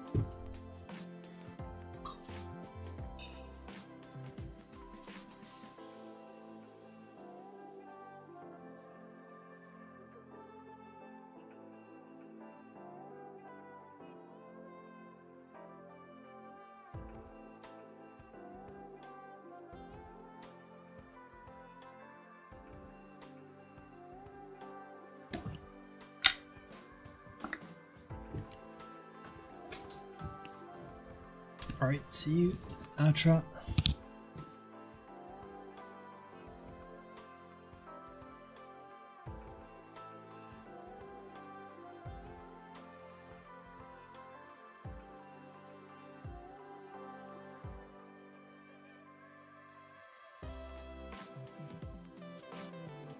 Oh, that's interesting, isn't it?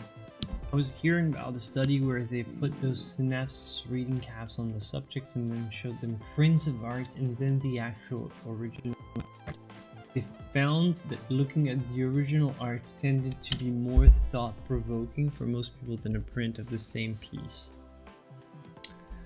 Yeah, that's interesting.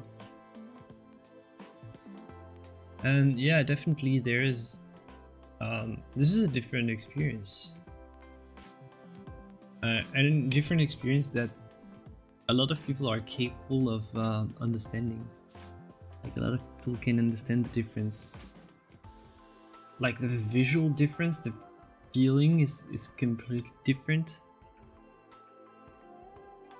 And yeah,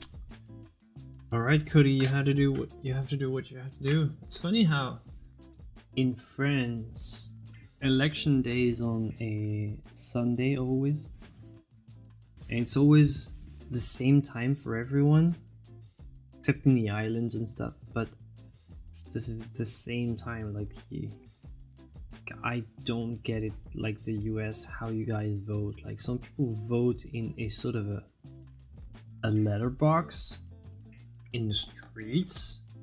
What's up with that? Like, how come you vote in a box in a street with no surveillance? I find it extremely weird. Like, your system I don't get. Like,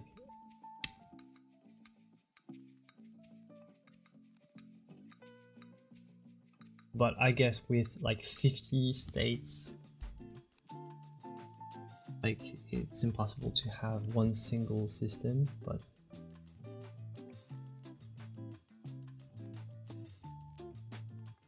I'm not talking about the politics, I'm just talking about, you know, the fact. We don't go in the politics, we go in the practical.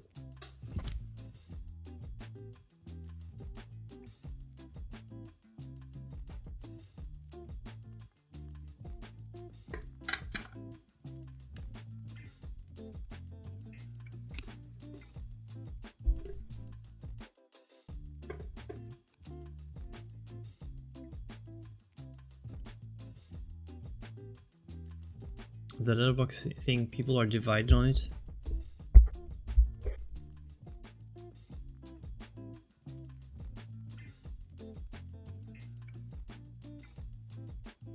Mine is also a library. Yeah, for us it's like mostly you know, schools, primary schools, stuff like that. Usually you go back to your old school to vote if you've been living in the same space, in the same place. So it's always very weird. You go back to the place where you used to nap as a kid and just go vote this time.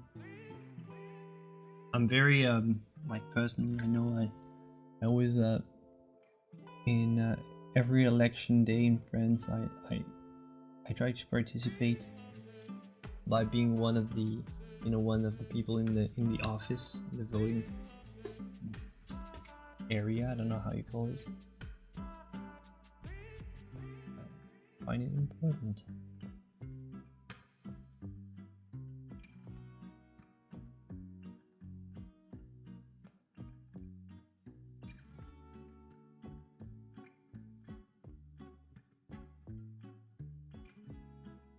So his inference is done by mostly volunteers. Command, switching to palette for 10 seconds. Community government workers. Screenshot taken in the Discord. Back to easel.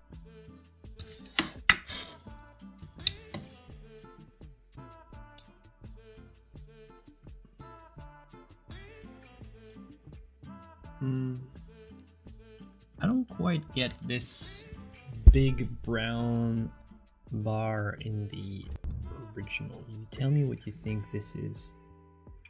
What is this?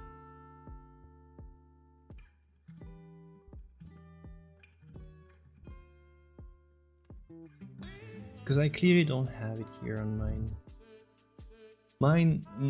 My painting, I'm now realizing, is much more vivid.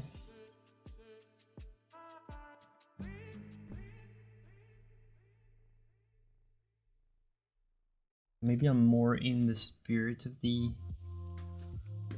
thing. I don't know. It's hard to say.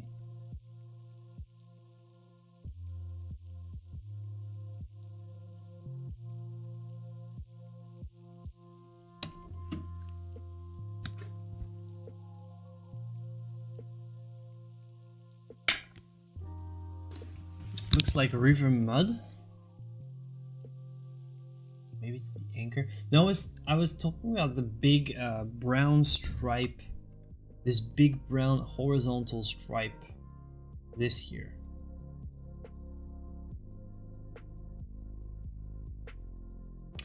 On my other screen it's a lot more kind of reddish. So yeah, maybe mud.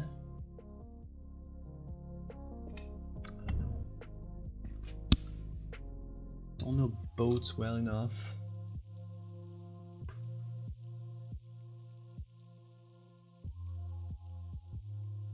Yeah, mud probably. Mud probably. Alright, let's check out the right there, see what's going on.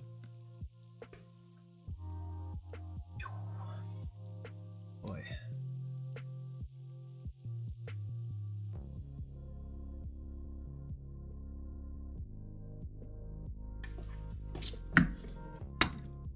Okay, so let's see.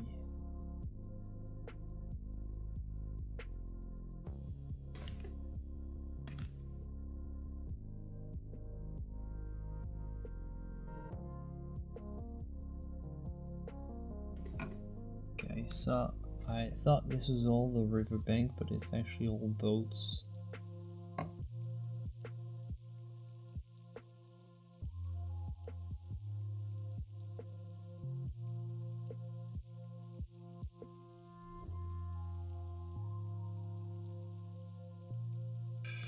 Okay, I've got it.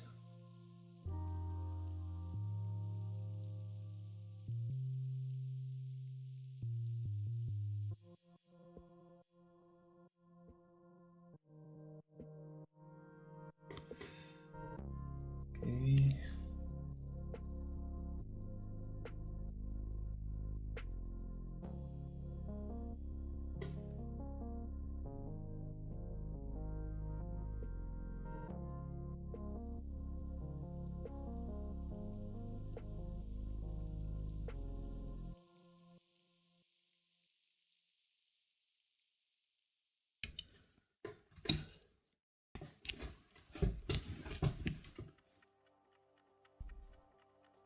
Being on the cover of the river, water will run slower on the inside, so they tend to get higher mud and sand buildup. Okay. Yeah, but why would it? Okay, yeah.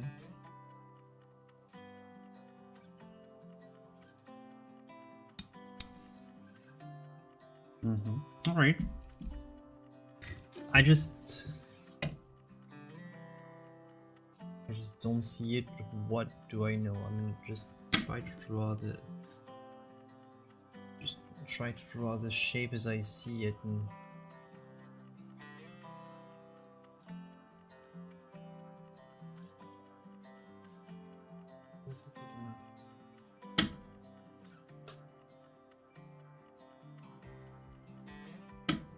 the painting should stop there.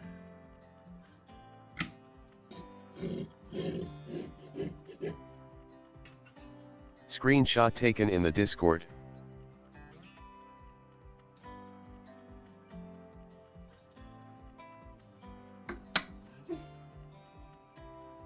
The colors are way more vibrant than the iPad. Yeah, well, with all the different screens, like,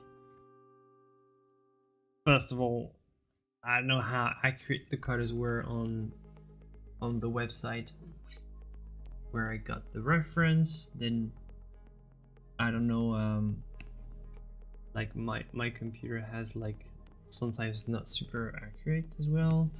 Then your iPad, they have different ways to process the colors.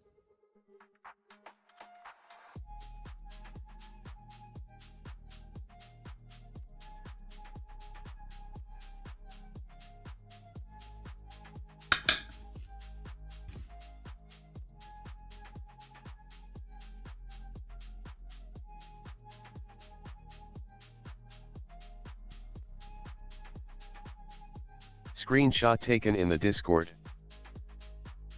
Alright, thanks for the screenshot, guys. Hi, Kimo.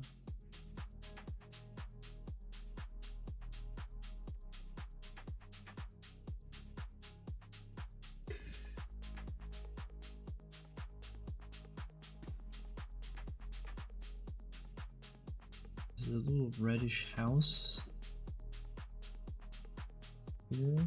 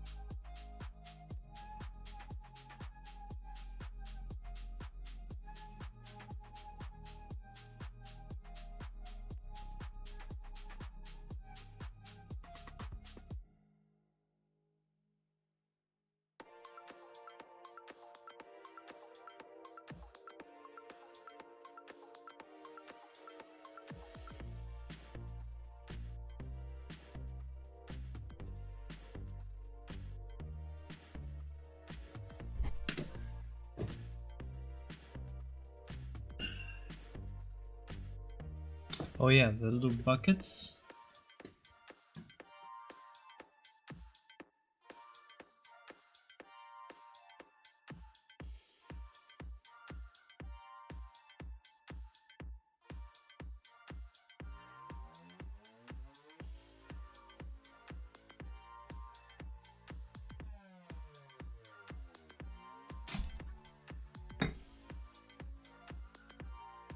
Oof.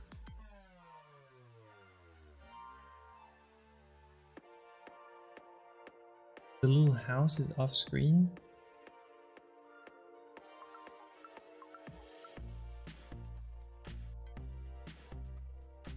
I don't know what you mean. The little house is off screen. Here? No, you can see it. I don't know, it's on my screen.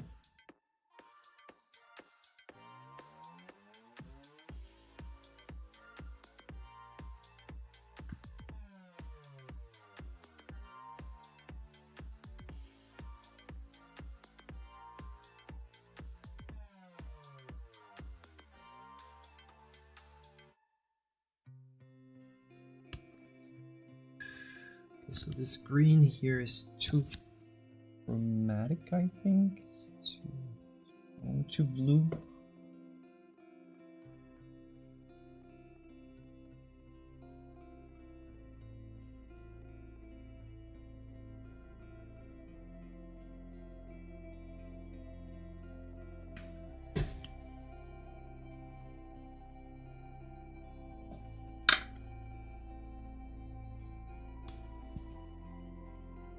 more of this little sand cutter.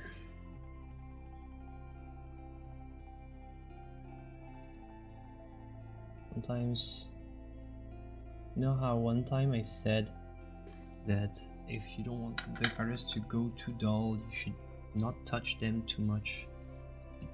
Avoid, you know, overworking and over blending so that the cutters don't become too dull. But sometimes it's actually a little trick that you can use or as a sort of a strategy to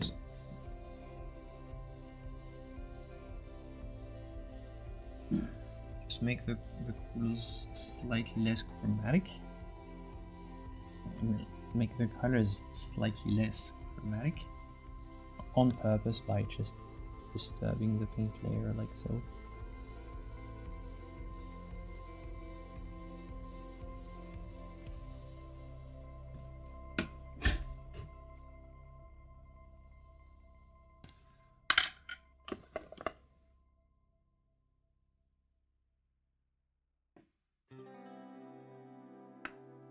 Yeah, exactly, but you can also do the opposite sometimes if you want to tone the vibrancy down a little. So you can do both. Just because it like the general rule is what you stated, Cody, but it means that you can if you can raise the volume, you can lower it as well. So the cool thing, it's the practical thing.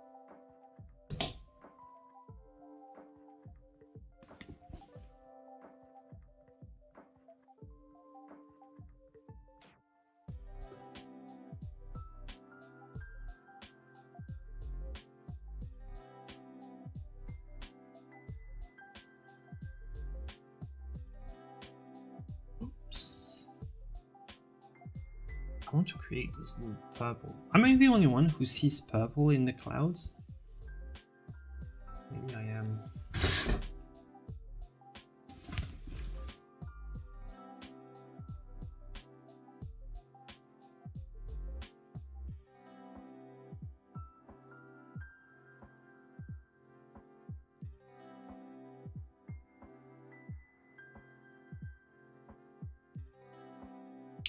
But I'm gonna guess that some purple was used.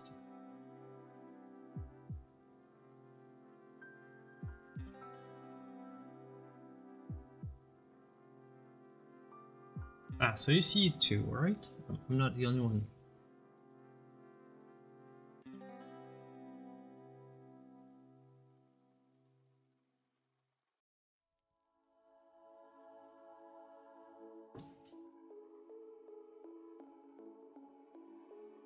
So I've got to finish with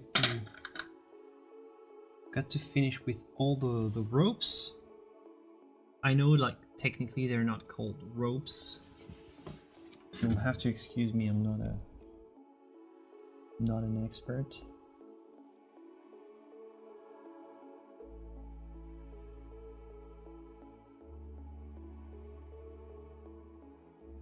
See, my little trick here is I'm holding my mole stick. I'm trying to slightly rotate my mole stick, just follow my hand so that I have a steady movement. You can also sometimes use your mole stick, not necessarily as a ruler, because normally you don't want a ruler with a brush. Like, you don't use a ruler with a brush, but you can use the mole stick almost to guide the movement of your hand mostly.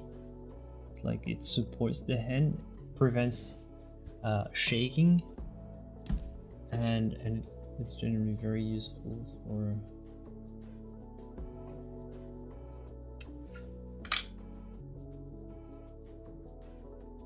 that.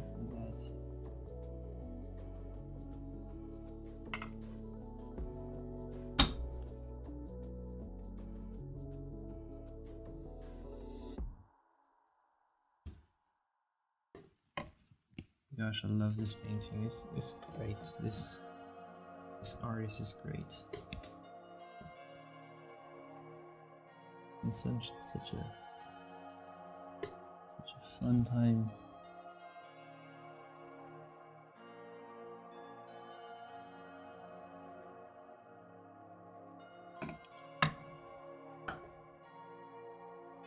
It's not perfect. My copy is definitely not perfect, but you know, I want to nail the spirit right there. It's not about copying.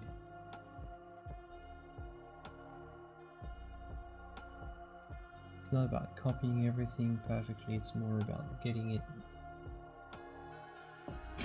with the right kind of spirit.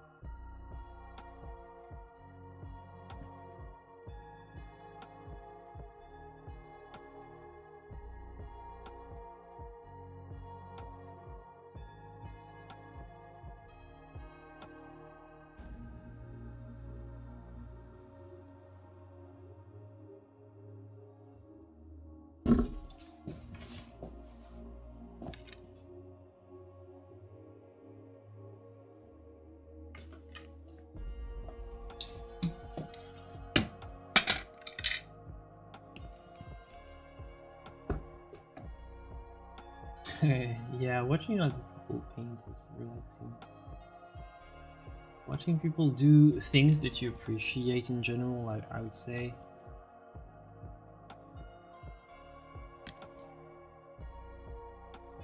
Kind of conducive to trends like mindset, right? Like, because you know what well, actually sometimes even watching people who does like accomplishes a task that you have no idea how it's done, it also has a sort of a fascinating kind of character, but like more fascinating, not necessarily relaxing. And when you sort of know what it's about, then it's more relaxing. It's like, because your brain is not trying to figure out what's happening. It's like, oh, it just brings good memories. And it's just really cool when it happens.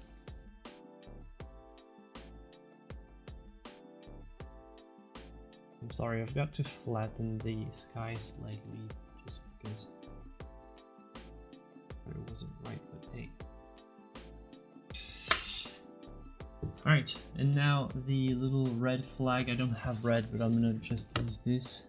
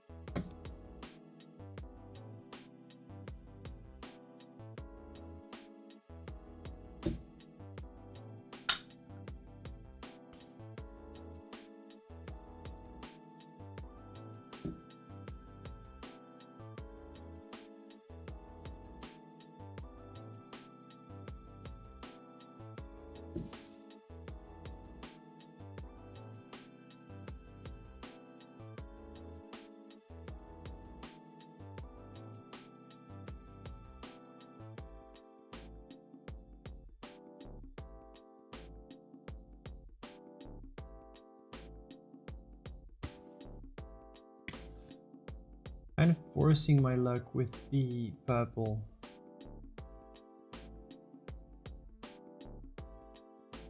I'm letting my inner Bob Ross go. I'm making a sort of a pop version of this, the original. Make it pop a little.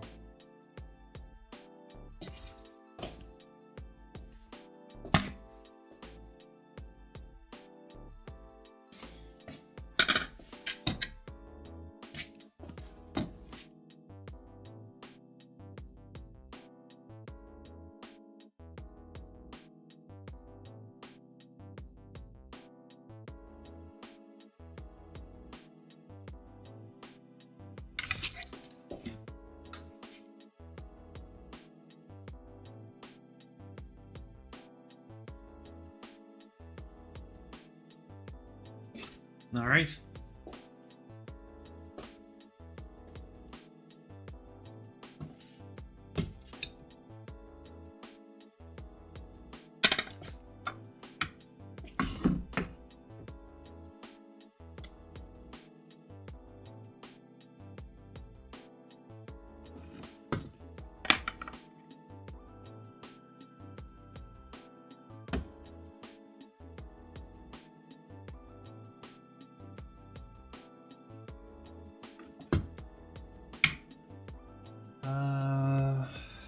Couple things.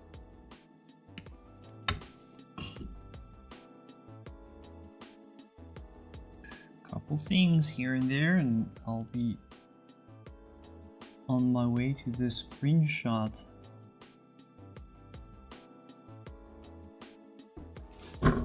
Yeah, well,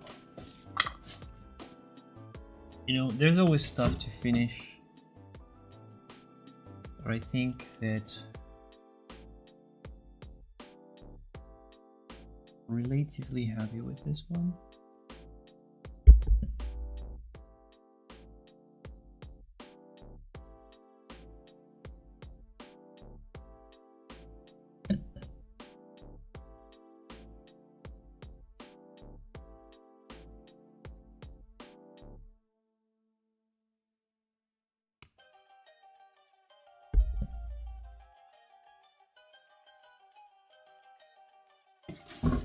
All right, go ahead and please take a screenshot because I think I'm done, my friends.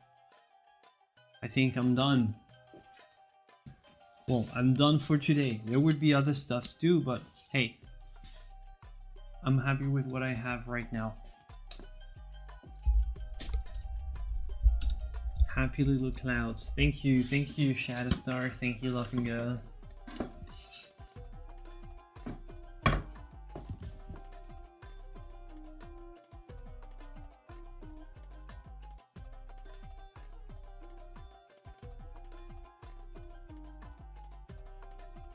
Didn't take a screenshot? Why?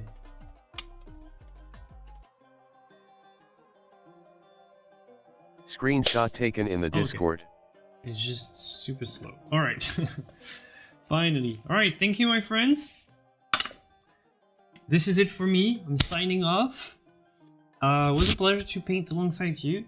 I can't wait to see what you do in the Discord. The link is below. If you want to support my work again, feel free to join this YouTube taken channel. In the Discord. Go to my Patreon, or just leave a like, share the good stuff. Oh, I didn't turn. I removed this mic, but I turned off the wrong one. Share the good stuff with your friends, and that helps a lot. And leave a like before you go. That also helps a lot. I'll see you for the next one. The next episode will be alongside zooming in for Jake. 10 seconds. Ah, nice. Zoom in. Screenshot taken in the Discord. Zooming out. I don't see. That's a nice try, Kimo. I see what you did there. I don't think that you can zoom in and take a screenshot. I think the screenshot is kind of like this camera, but static, without anything It's like I don't know how to set it up differently, but nice try. I like the spirit. My friends, I'm gonna leave you here. I'll see you with Jake for the next one. Double the art on Friday. Can't wait, and I'll see you then. Bye bye.